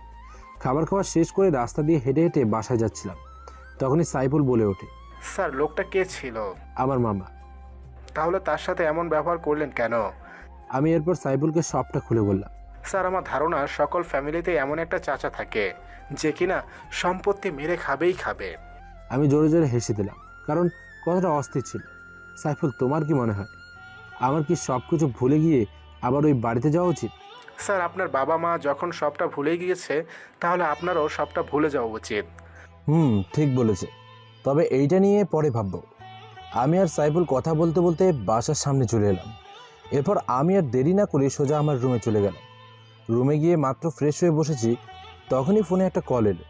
আমি তাকিয়ে দেখি চটকির ফোন, সাথে সাথে রিসিভ করি। ভাইয়া, তুই তো খুলনা গিয়ে আমাকে একদমই ভুলে গিয়েছিস, একটা ফোনও করিস না। আপনি কি আমার উপরে রাগ করেছেন? অনেক রাগ করেছি। আচ্ছা, তাহলে এইবার রাগ কমানোর জন্য অনেক অনেক চকলেট নিয়ে আসবো, কেমন? ভাইয়া, এইদিকে তো একটা ঘটনা ঘটে গেছে। কি হয়েছে? তোকে কি আবার কেউ ডিস্টার্ব করেছে নাকি? দূর, চুপ থাকতো, আমাকে আবার কে ডিস্টার্ব করবে? তাহলে? আরে ভাইয়া, তুই যে ওই দিন সকলের সামনে ওই ছেলেগুলোকে ধোলাই করলি না, এরপর থেকে আমার দিকে আর কোনো ছেলেই ফিরে তাকায় না, আর সবাই আমার থেকে একটু দূরে দূরেই থাকার চেষ্টা করে। ভাইয়া, তুই একটা জিনিয়াস। এইসব বাদ দে, আর বল আব্বু আম্মু কেমন আছে? আলহামদুলিল্লাহ, সবাই ভালো আছে। তোকে এইসব নিয়ে ভাবতে হবে না, আমি থাকতে আব্বু আম্মুর কিছু হবে না। আর তুই কেমন আছিস? আমি তো ভালোই আছি। এরপর চটকির সাথে আর কিছু সময় কথা বলে ফোন রেখে দিলাম। আর তখনই ফোনের স্ক্রিনে তাকিয়ে আমি অবাক হয়ে গেলাম, কারণ আমার ফোনে 10টারও বেশি মিস কল দেখাচ্ছে। চেক করে দেখি স্বর্ণা। ঠিক তখনই আবার স্বর্ণার ফোন এলো। আমি সাথে সাথে রিসিভ করলাম। এই ছেলে, তুমি এত সময় ধরে কার সাথে ফোনে কথা বলতেছিলে? কারো সাথে না। ফাজলামো করো আমার সাথে? আমি যতবার তোমাকে ফোন করেছি ততবারই ব্যস্ত পেয়েছি তোমাকে। আসলে আমার ছোট বোন ফোন দিয়েছিল, ওর সাথেই কথা বলছিলাম। সত্যি তো? সত্যি। শ্রাবণ, তুমি কি বলতে পারো আমি তোমার সাথে এমন করে কথা বলি কেন, আর এমন অধিকার বা খাটাই কেন? আমি বিষয়টা বুঝতে পারলাম স্বর্ণা কি বলতে যাচ্ছে, কিন্তু আমিও কম কিসের কথাটা ঘুরিয়ে নিলাম। কারণ আমি তোমার ফ্রেন্ড। স্বর্ণা রেগে গিয়ে বলল, গাধা কোথাকার, কিছুই বুঝে না। যাই হোক, আস্তে আস্তে বুঝে যাবে। কি করতেছো এখন? এই তো বসে আপনার সাথে কথা বলছি। এভাবে রাত 12টা পর্যন্ত ফোনে কথা বললাম আমরা। এতক্ষণ ধরে কি কথা বলেছি আমার জানা নেই, তবে যে টপিক নিয়ে কথা বলি না কেন, মনের ভেতরে আলাদা একটা শান্তি কাজ করছিল। পছন্দের মানুষটার সাথে কথা বলতে কার না ভালো লাগে। মনে মনে ঠিক করলাম এই কেসটা সম্পূর্ণ করতে পারলেই স্বর্ণাকে আমার মনের কথা জানিয়ে দেব। এগুলো ভাবতে ভাবতেই ঘুমিয়ে গেলাম। পরদিন সকালবেলা ঘুমিয়েছিলাম, তখনই কলিং বেলের আওয়াজে ঘুমটা ভেঙে গেল। আমি চুপচাপ বিছানায় শুয়ে রইলাম, কিন্তু এরপরেও কলিং বেলের আওয়াজ বন্ধ হচ্ছে না। তাই ঘুম ঘুম চোখে বিছানা থেকে উঠলাম। সাইফুল হয়তো ওয়াশরুমে গেছে, তাই আমি চোখে মুখে পানি দিয়ে তাড়াতাড়ি দরজার কাছে গেলাম। কিন্তু দরজা খুলে আমি ভীষণ অবাক হয়ে গেলাম, কারণ আমার সামনে চাচা চাচি মামা মামি দাঁড়িয়ে আছে। আমি সবাইকে একসাথে দেখে অনেকটা অবাক হয়ে যাই। তখনই মামি বলে ওঠে, আমাদের ওপরে অভিমান করে কি এভাবে দরজার বাইরে দাঁড় করিয়ে রাখবি? আমি আর বেশি কিছু না ভেবে দরজা থেকে সরে দাঁড়ালাম। সবাই একে একে বাসার ভেতরে ঢুকে পড়ল। আপনারা সোফায় বসুন, আমি চায়ের ব্যবস্থা করছি। দেখেছো আমাদের শ্রাবণ কত বড় হয়ে গেছে? তা কি আর বলতে। আমি আর দাঁড়িয়ে না থেকে কিচেনের দিকে চলে গেলাম। সেখানে এসে দেখি বুয়া রান্না করে রেখে চলে গেছে, মানে আমাকেই চা বানাতে হবে। কি আর করার, আমি চুপচাপ চা বানাতে লাগলাম আর ভাবতে লাগলাম এরা সবাই আমার বাসার ঠিকানা পেল কোথায়, আর সকাল সকাল আমার কাছে আসার কারণ কি। আমি তো এদের কাউকে চিনতেই পারতাম না। ভাগ্যিস আম্মু সকলের ছবি দেখিয়েছিল তার মোবাইলে, তবে আমি আমার ছোটবেলার ভালোবাসা আমার মামাতো বোনের ছবি দেখতে পাইনি। আমি একসময় ওকে খুব পছন্দ করতাম, কিন্তু কখনো বলা হয়ে ওঠেনি। এরপর তো আমরা ঢাকা চলে এলাম। স্যার ড্রয়িং রুমে ওনারা কারা বসে আছে? সাথে আপনার মামাও আছে দেখছি। সাইফুলের কথায় আমার ভাবনার ছেদ ঘটল।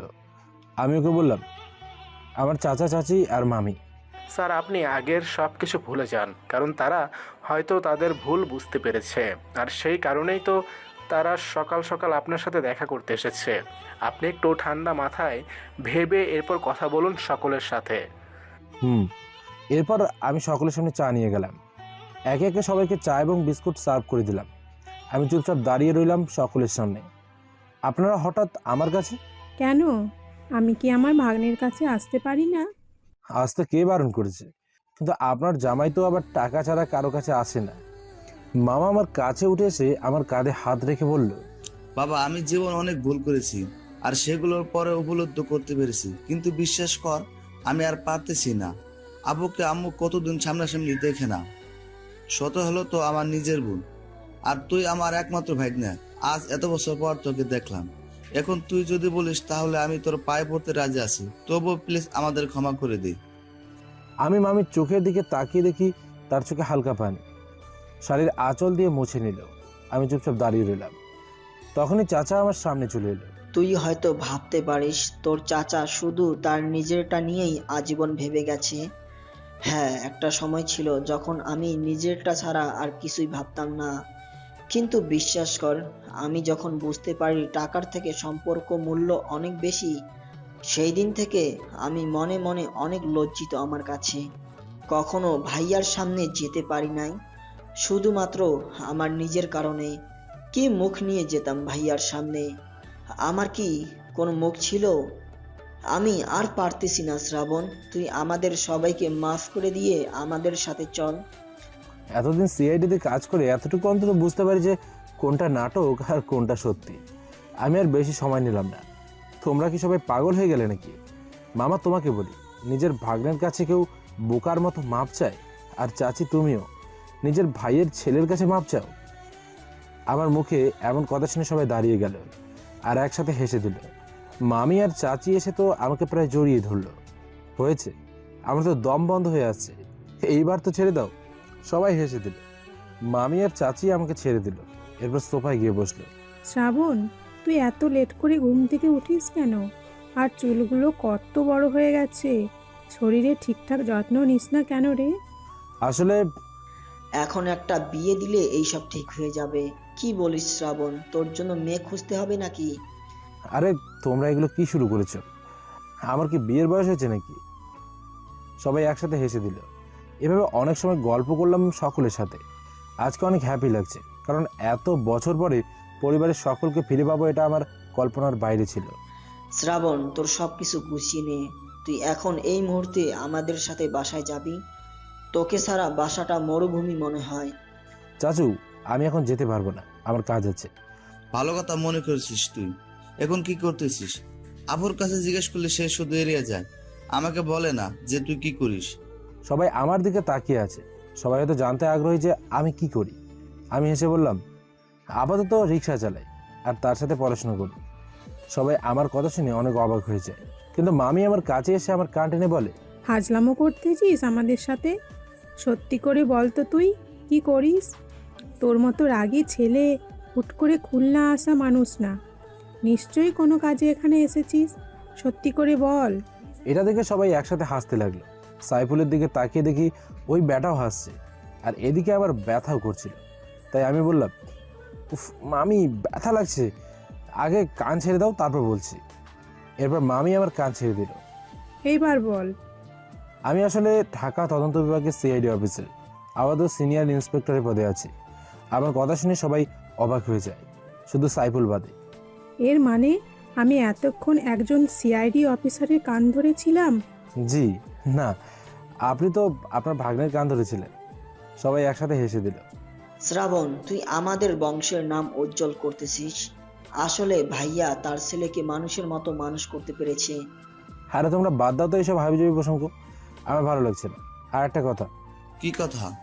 আমি এখন একটা তদন্ত করতে এসেছি, তাই তোমরা ভুলেও কাউকে কখনো বলবে না যে আমি একজন সিআইডি অফিসার। আচ্ছা, বলবো না। তুই এবার সবকিছু গুছিয়ে নে, আমাদের সাথে যেতে হবে। চাচি, আজকে থাক, আমি অন্য কোনো সময় যাব। আমাকে আর কিছু বলতে না দিয়ে মামি আর চাচি দুজনে ওপরে সোজা আমার রুমে চলে গেল। এরপর আমার সব কিছু একটা ব্যাগে গুছিয়ে নিয়ে চলে এলো। মোট কথা, এরা সবাই আজকে আমি বাসায় নিয়েই তারপর এখান থেকে যাবে। আমিও সকলের কাছে হার মেনে সকলের সাথে যেতে রাজি হলাম। সাইফুল, আমি তো চলে যাচ্ছি, বাসাটা তো পুরো খালি হয়ে যাচ্ছে, তাই আর দেরি না করে একটা বিয়ের ব্যবস্থা করে নাও। স্যার, আপনিও না? এরপর আমরা সবাই গাড়িতে উঠে পড়ি। গাড়ি চলতে শুরু করলো। এটা হয়তো চাচার গাড়ি, আমার ঠিক ভালো জানা নেই। গাড়িতে বসে চাচি বলল, শ্রাবণ, নীলিমার কথা মনে আছে তোর? নীলিমা আবার কে? আরে বোকা, তোর চাচাতো বোনকে এত তাড়াতাড়ি ভুলে গেলি? এবার মনে পড়ে গেল চাচার তো একটা মেয়ে ছিল, অনেক আগে দেখেছিলাম তাই মনে নেই। ও, আমার তো মনে ছিল না তোমাদের মেয়ের কথা। আমার মেয়ে স্বর্ণার কথা মনে আছে তোর? আমি মনে মনে বললাম, আমি তোমার মেয়েকে ভুলে যাই কি করে? সে তো আমার জীবনের প্রথম ভালোবাসা ছিল, কিন্তু কোনোদিন মুখ ফুটে বলতে পারিনি, যাকে ওয়ান সাইড লাভ বলে। কি রে, কি ভাবতেছিস? ভালো মনে নেই। এভাবে কথা বলতে বলতে বাসার সামনে চলে এলাম। বাসার সামনে এসে মামা আর মামি তাদের বাসায় চলে গেল। তাদের নাকি কোনো একটা কাজ পড়ে গেছে। চাচা আর চাচি আমাকে নিয়ে ভেতরে যেতে লাগলো। আজকে এত বছর পরে নিজের বাসা এত কাছ থেকে দেখছি, মনের ভেতরে সেই একটা ভালো লাগা কাজ করছে। চাচা দরজার সামনে এসে কলিং বেল বাজালো। কিছুক্ষণ পরে একটা মেয়ে এসে দরজা খুলে দিল, কিন্তু মেয়েটাকে দেখে আমি আর অবাক হয়ে থাকতে পারলাম না, কারণ মেয়েটা ভার্সিটির নীলিমা ছিল। শ্রাবণ, তুমি এখানে? আব্বু আম্মু তোমরা ওকে কোথায় পেলে? আর চাচুর ছেলে কোথায়? এই তো তোর চাচুর ছেলে, মানে তোর চাচাতো ভাই শ্রাবণ। আমি আর নীলিমা দুজন দুজনের দিকে তাকাই, তখনই চাচা বলে ওঠে, নীলিমা, তুই শ্রাবণকে আগে থেকে চিনিস? আব্বু, আমি আর ও একসাথে একই ভার্সিটিতে পড়ি। চাচু আর চাচু অবাক হয়ে আমার দিকে তাকায়। চাচু কিছু বলতে যাবে তার আগেই আমি চাচুর কানে কানে বলি, কাউকে বলতে নিষেধ করছি কিন্তু। নীলিমা মা, তুই শ্রাবণকে ওর রুম দেখিয়ে দে। এরপর আমি চুপচাপ নীলিমার পিছে পিছে যেতে লাগলাম। নীলিমা কোনো কথা না বলে আমাকে একটা রুম দেখিয়ে দিল। আমি রুমের ভেতরে আসতেই নীলিমা আমাকে বলে, কি মিস্টার শ্রাবণ, এতদিনে আমাদের কথা মনে পড়লো? আমি হেসে উত্তর দিলাম, মনে না করে কি আর থাকা যায়। কিন্তু তোমার এই রিস্কার ব্যাপারটা তো বুঝলাম না। চাচা তো কলেজের লেকচারার, তাহলে তুমি তার ছেলে হয়ে রিস্কা চালাও কেন? নিজের খরচা নিজেই চালাই।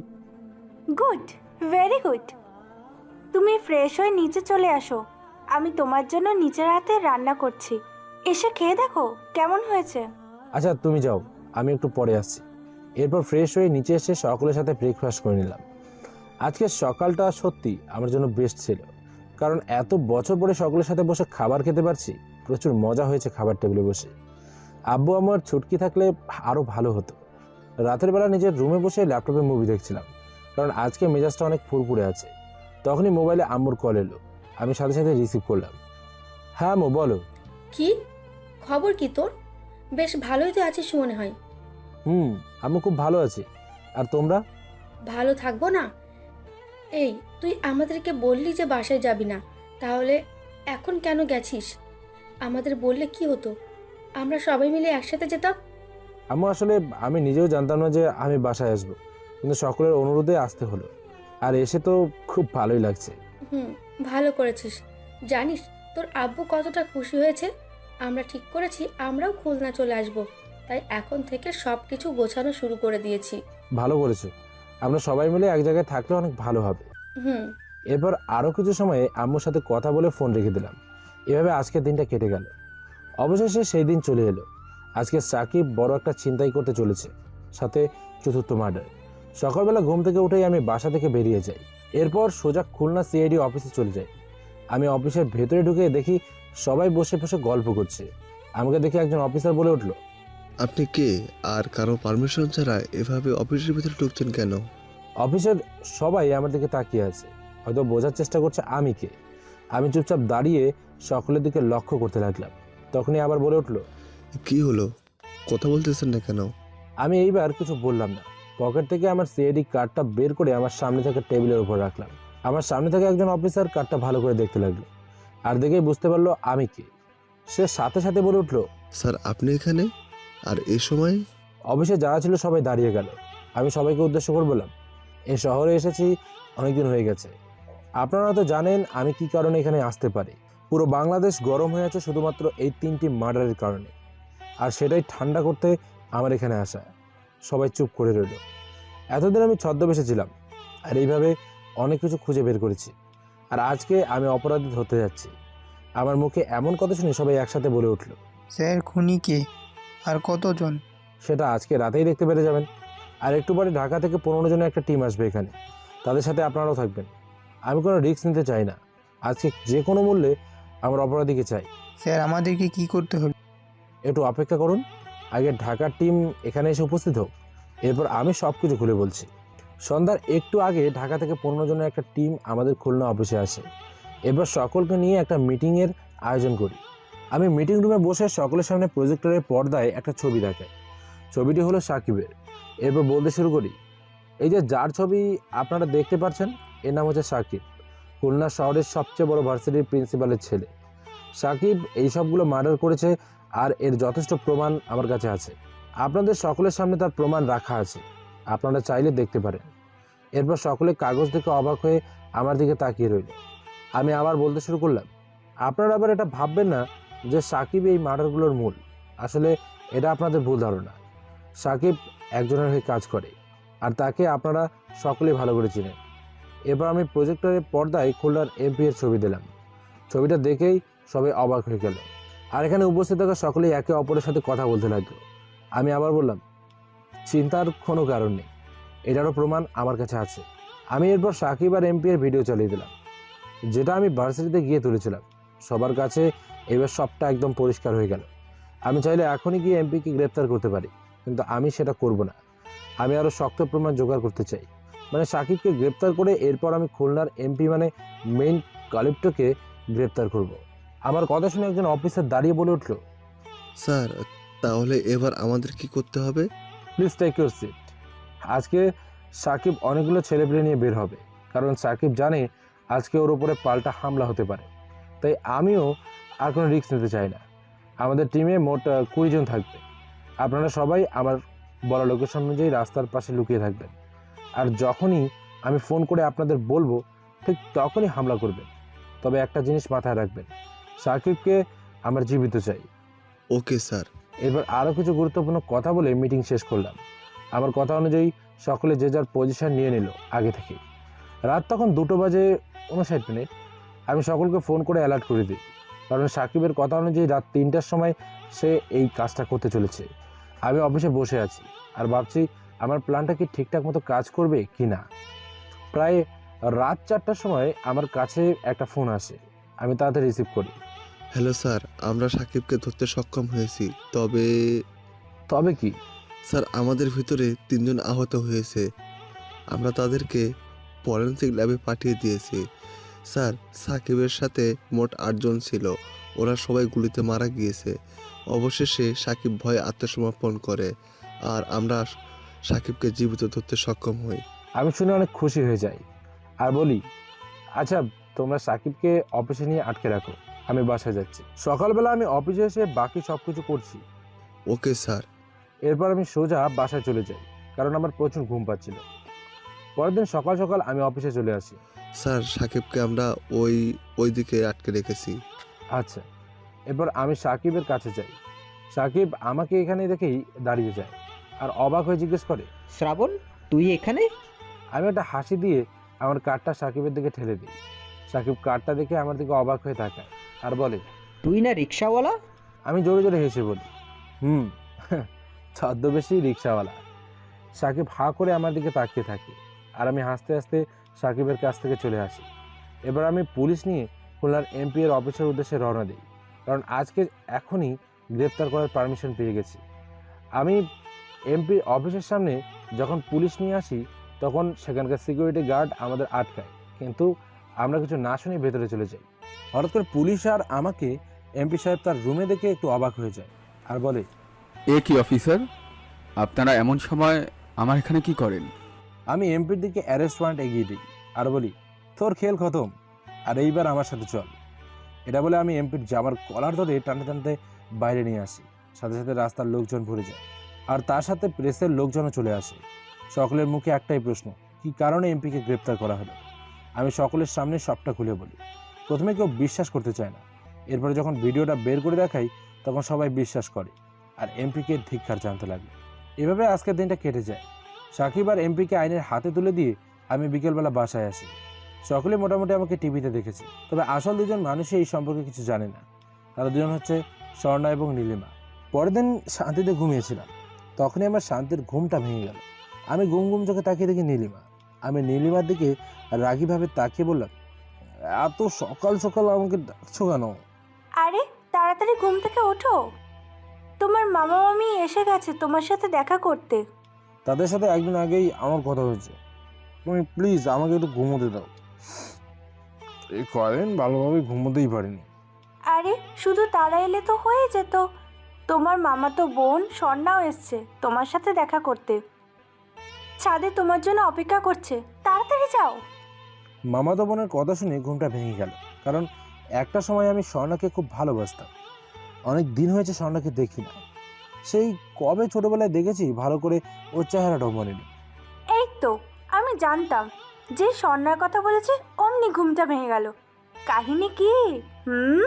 নীলিমা, তুমি কিন্তু অনেক ফাজিল হয়ে গেছে, বড়দের সাথে কিভাবে কথা বলতে হয় এটাও জানো না।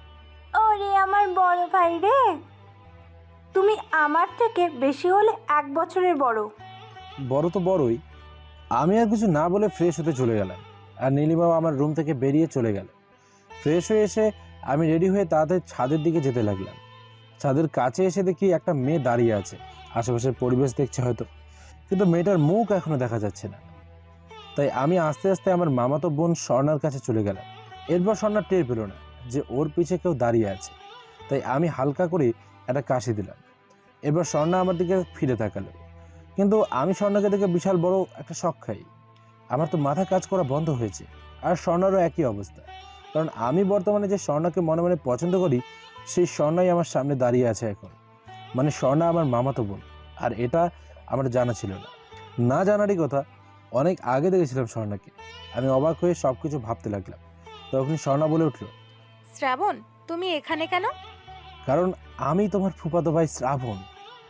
স্বর্ণা চুপ করে আমার দিকে তাকিয়ে থাকে, আর বেশ কিছুক্ষণ পরে আমার গালে ঠাস করে একটা থাপ্পড় বসিয়ে দেয়। আমি ভীষণ অবাক হয়ে যাই, বোকার মতো গালে হাত দিয়ে তাকিয়ে থাকি আর বোঝার চেষ্টা করি যে স্বর্ণা আমাকে কেন থাপ্পড় দিল। এতদিন কোথায় ছিলি তুই? তুই জানিস আমি তোকে কতটা মিস করেছি? কেন আমাকে কিছু না বলে সেই দিন তোর পরিবারের সাথে চলে গিয়েছিলি? স্বর্ণা চিৎকার করে বলল। আমি এবার বুঝতে পারলাম যে স্বর্ণা কেন আমাকে থাপ্পড় মেরেছে। আমি চুপচাপ দাঁড়িয়ে রইলাম। এবার স্বর্ণা আবার বলতে শুরু করলো, জানিস আমি রোজ রাস্তার দিকে তাকিয়ে থাকতাম আর ভাবতাম এই বুঝি শ্রাবণ আমাকে দেখতে আসবে, এই বুঝি আমার সাথে কথা বলার জন্য ওর স্কুল ফাঁকি দিয়ে আমার কাছে আসবে আর আমাকে ওর মনের কথা বলবে। কিন্তু না, স্কুল থেকে বাসায় যাওয়ার সময় আমি রোজ আরিফ মামার টং দোকানের দিকে তাকিয়ে থাকতাম, কারণ আমি অনেক আগে থেকেই জানতাম যে তুই আমাকে এক পলক দেখার জন্য রোজ আরিফ মামার দোকানে বসে থাকতিস। আমি দেখেও না দেখার ভান করতাম, কেন জানিস? কারণ আমার কাছে ভালো লাগতো। এইভাবে এতগুলো বছর কেটে গেল, কিন্তু আমি তোকে আর কোনো দিন খুঁজেও পেলাম না। আমি স্বর্ণার চোখের দিকে তাকিয়ে দেখি ওর চোখে পানি। বিশ্বাস করো, আমার তখন এতটা সাহস ছিল না যে আমি তোমার কাছে গিয়ে আমার মনের কথা বলি। তুমি তো ভালো করেই জানতে আমি কতটা ভীতু ছিলাম তখন। আমি যদি জানতাম যে তুমিও আমাকে মনে মনে পছন্দ করো, তাহলে আমি কোনো দিনই তোমাকে একা ফেলে ঢাকা শহরে যেতাম না। এখন আর এগুলো বলে কি লাভ? মানে এখন আমার পক্ষে তোমার ভালোবাসা গ্রহণ করা সম্ভব না। স্বর্ণার মুখে এমন কথা শুনে আমি অবাক হয়ে যাই। আমি অবাক হয়ে জিজ্ঞেস করি, কিন্তু কেন? আমি মানতেছি আমি তোমাকে আমার মনের কথা না বলে চলে গিয়ে একটা বড় ভুল করে ফেলেছি। আমি তার জন্য অনেক অনুতপ্ত। প্লিজ আমাকে মাফ করে দাও। তুমি আমাকে যে শাস্তি দেবে আমি সেটাই মাথা পেতে নেব, কিন্তু প্লিজ আমাকে এইভাবে ফিরিয়ে দিও না।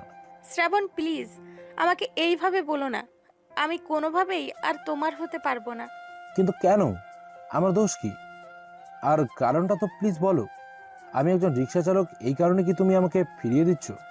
না, একদমই না শ্রাবণ, আমি তোমাকে অনেক পছন্দ করতাম, কিন্তু এখন আমি অন্য কাউকে পছন্দ করি, আর আমি তাকেই ভালোবেসে ফেলেছি। স্বর্ণার মুখে এমন কথা শুনে আমার হার্টবিট খানিকক্ষণের জন্য থেমে গেল। এ আমি কি শুনছি?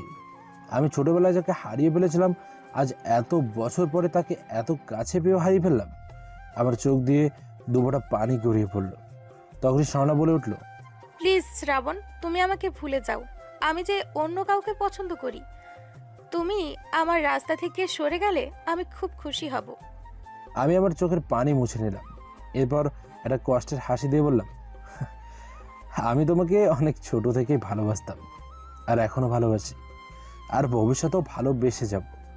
আমি জানি সব ভালোবাসা পূর্ণতা পায় না, তাহলে আমার ভালোবাসাও যে পূর্ণতা পাবে এমন তো কোনো কথা নেই। আমি চিরকালের জন্য তোমার রাস্তা থেকে সরে যাব স্বর্ণা, আমাকে নিয়ে না ভাবলেও চলবে। আমি তোমাকে ওয়ান সাইড লাভ করতাম আর আজীবন করে যাব। ভালো থেকো। আমি স্বর্ণাকে এটা বলে পিছনে ফিরে হাঁটতে শুরু করলাম। আর ছাদে থাকার কোনো ইচ্ছে নেই, মন খুলে একটু কান্না করতে ইচ্ছে করছে। আজ কেন এত বছর পরে স্বর্ণার সাথে আমার দেখা হলো, আর কেনই বা নতুন করে আমি স্বর্ণার প্রেমে পড়লাম? এগুলো হয়তো না ঘটলেও পারতো। এগুলো ভাবতে ভাবতে ছাদ থেকে নিচে নামছিলাম, তখনই স্বর্ণা আমাকে আমার নাম ধরে ডাক দিল। আমি দাঁড়িয়ে গেলাম। নামটা শুনবে না? আমি এখন কাকে ভালোবাসি? শুধু শুধু না জেনে কি করব? যেখানে তুমি আর আমার নেই, সেখানে তোমার পছন্দের মানুষের নাম শুনে আমি কি করব? তবুও তুমি যখন বলতে চাইছো তাহলে বলো। আমি স্বর্ণার দিকে না তাকিয়ে বললাম, কারণ স্বর্ণার চোখের দিকে তাকানোর ক্ষমতা আর আমার মধ্যে নেই। তখনই স্বর্ণা বলল, আমি আমাদের ভার্সিটির একটা ছেলেকে পছন্দ করি, যার সাথে আমার 3 দিনের পরিচয় মাত্র, কিন্তু আমি তাকে অনেক আগে থেকেই চিনি, অনেক ফিল করি। ছেলেটা আসলে একটা বোকা, নিজের খরচ নিজেই চালাই, দিনের বেলায় ক্লাস আর বাকি সময় রিক্সা চালাই। আমি তোমাকে না, বরং এই রিক্সা চালক শ্রাবণকে পছন্দ করি। স্বর্ণার মুখে এমন কথা শুনে আমার মুখে হাসি চলে আসে, চোখ থেকে আবার পানি বেরিয়ে যায়। আমি স্বর্ণার দিকে ফিরে তাকাই, আর তখনই স্বর্ণা আমার দিকে ছুটে এসে আমার বুকে জায়গা করে নেয়। আমিও পরম যত্নে ওকে বুকে জড়িয়ে ধরি। কুত্তা, তুই কিছুই বুঝিস না। সেই ছোটবেলায়ও আমার মনের কথা বুঝতি না, আর এখনো বুঝিস না। আমি তোকে কি সব বানিয়ে বলে দিলাম, আর তুই সবটা সত্যি ভেবে নিলি? আমাকে একা ফেলে চলে যাচ্ছিলি? ভুল হয়ে গেছে আমার, অনেক বড় ভুল হয়ে গেছে, আর কখনো তুমি চাইলেও আমাকে যেতে দেবা না। মনে থাকবে তো? এভাবে কতক্ষণ ছিলাম আমার জানা নেই। এরপর আমি স্বর্ণাকে ছেড়ে দিয়ে বললাম, আচ্ছা আমাদের সম্পর্কটা কি বাসার সবাই মেনে নেবে? কেন মেনে নিবে না? তুমি তো খুবই ভালো একটা ছেলে, আমার আব্বু আম্মু তো সেটা জানেই। আমার ভয় সেই জায়গায় না, আসলে আমি একজন রিক্সা চালক, আর মামা কি কখনো তার মেয়েকে একটা রিক্সা চালকের সাথে বিয়ে দেবে? মেনে নিবে না, মেনে নেবে না। আমি বলতেছি না যে মেনে নিবে? আচ্ছা চলো তাহলে, নিচে সবাই আছে, তুমি এখনই সকলের সামনে গিয়ে আমাদের ভালোবাসার কথা বলবে। এখনই? এরপর স্বর্ণা আমার হাত ধরে নিচে ড্রয়িং রুমে নিয়ে গেল। নিচে এসে দেখি সবাই গল্প করছে, আমাকে আর স্বর্ণাকে দেখে সবাই আমার দিকে তাকালো। তখন স্বর্ণা বলে উঠলো, আব্বু আম্মু, আমি শ্রাবণকে ভালোবাসি আর ওকেই বিয়ে করতে চাই। স্বর্ণার সাহস দেখে আমি অবাক হয়ে যাই। স্বর্ণা, তুই এগুলো কি বলতেছিস? শ্রাবণ রিক্সা চালায়, আর আমি তোকে একটা রিক্সা চালকের সাথে বিয়ে দিব? আমার মামার দিকে তাকিয়ে দেখি মামা আমার দিকে তাকিয়ে একটা চোখ মারলো। আমি বিষয়টা বুঝে গেলাম। এরপর চুপচাপ মজা নিতে লাগলাম। স্বর্ণা কান্না করতে করতে বলল, আব্বু আমি কিছুই জানি না, আমি শ্রাবণকেই বিয়ে করব, আর ওকে না পেলে আমি সুইসাইড করব। স্বর্ণাকে কান্না করতে দেখে নীলিমা ওকে সান্ত্বনা দিতে লাগলো, আর নীলিমা আমার গুণগান গাওয়া শুরু করলো। কিন্তু বাসার সবাই সেই মাপার অভিনয় করে চলেছে। এক পর্যায়ে খেয়াল করি স্বর্ণা কান্না করতে করতে ওর চোখ একদম লাল করে ফেলেছে। আমি মামাকে বলি, মামা অনেক হয়েছে, প্লিজ এবার বাদ দাও। আমার মুখে এমন কথা শুনে স্বর্ণা কান্না থামিয়ে দেয়। মামা স্বর্ণার কাছে গিয়ে বলে, আরে বোকা, তোকে কে বলছে শ্রাবণ রিক্সা চালায়? আর আমি তো অনেক আগে থেকে তোর আর শ্রাবণের বিয়ে দেব বলে ভেবে রেখেছি, কিন্তু তোদের কারণে মুখ ফুটে বলতে পারিনি, কারণ তোরা আজকালকার ছেলে মেয়ে, তোদের একটা পছন্দ থাকতে পারে, কিন্তু আমি তো আজকেই জানতে পারলাম তোরা একে অপরকে পছন্দ করিস। আরো আগে বললে তো আমি আরো আগে তোদের বিয়ের ব্যবস্থা করতাম। মামার মুখে এমন কথা শুনে আমিও অবাক হয়ে যাই, কারণ সে নাকি আমাদের বিয়ের কথা ভেবে রেখেছে। ভাবা যায় এগুলো? এই না হলো আমার মামা, কিন্তু স্বর্ণা তো আমার থেকে 1000 গুণ বেশি অবাক হয়, আর বলে, শ্রাবণ রিক্সা চালায় না মানে কি? আমি তো কিছুই বুঝতেছি না। এরপর মামা আর কিছু না বলে টিভি অন করে আর একটা নিউজ চ্যানেল ওপেন করে। স্বর্ণা চুপচাপ নিউজ দেখতে লাগলো, আর নিউজ দেখে তো আরো অবাক হয়েছে। স্বর্ণা সোজা আমার সামনে চলে এলো। এর মানে তুমি আমাকে মিথ্যা বলেছো? তুমি আসলে সিআইডি অফিসার? বাসায় উপস্থিত থাকা সকলে হেসে দেয়, আর স্বর্ণার লজ্জা পেয়ে আমার বুকে মুখ লুকায়। ব্যাস, এইবার তো আমি লজ্জায় পড়ে যাই। বুঝেছেন ভাবি, এদের বিয়েটা তাড়াতাড়ি দিয়ে দেন, না হলে কি থেকে কি করে বসে। স্বর্ণা এবার আমাকে ছেড়ে দিয়ে দৌড়ে রুমের ভেতরে চলে যায়, আর সাথে সাথেই বাসার সবাই জোরে জোরে হাসতে লাগে। এরপর 1 সপ্তাহ পরে আব্বু আম্মু ছুটকি সবাই খুলনা শহরে চলে আসে। আমাদের আসল বাড়িতে। আর এর একদিন পরেই পারিবারিকভাবে আমার আর স্বর্ণের বিয়েটা হয়ে যায়। আর এইভাবে শেষ হয়ে যায় একটা ছদ্মবেশী সিআইডি অফিসারের গল্প।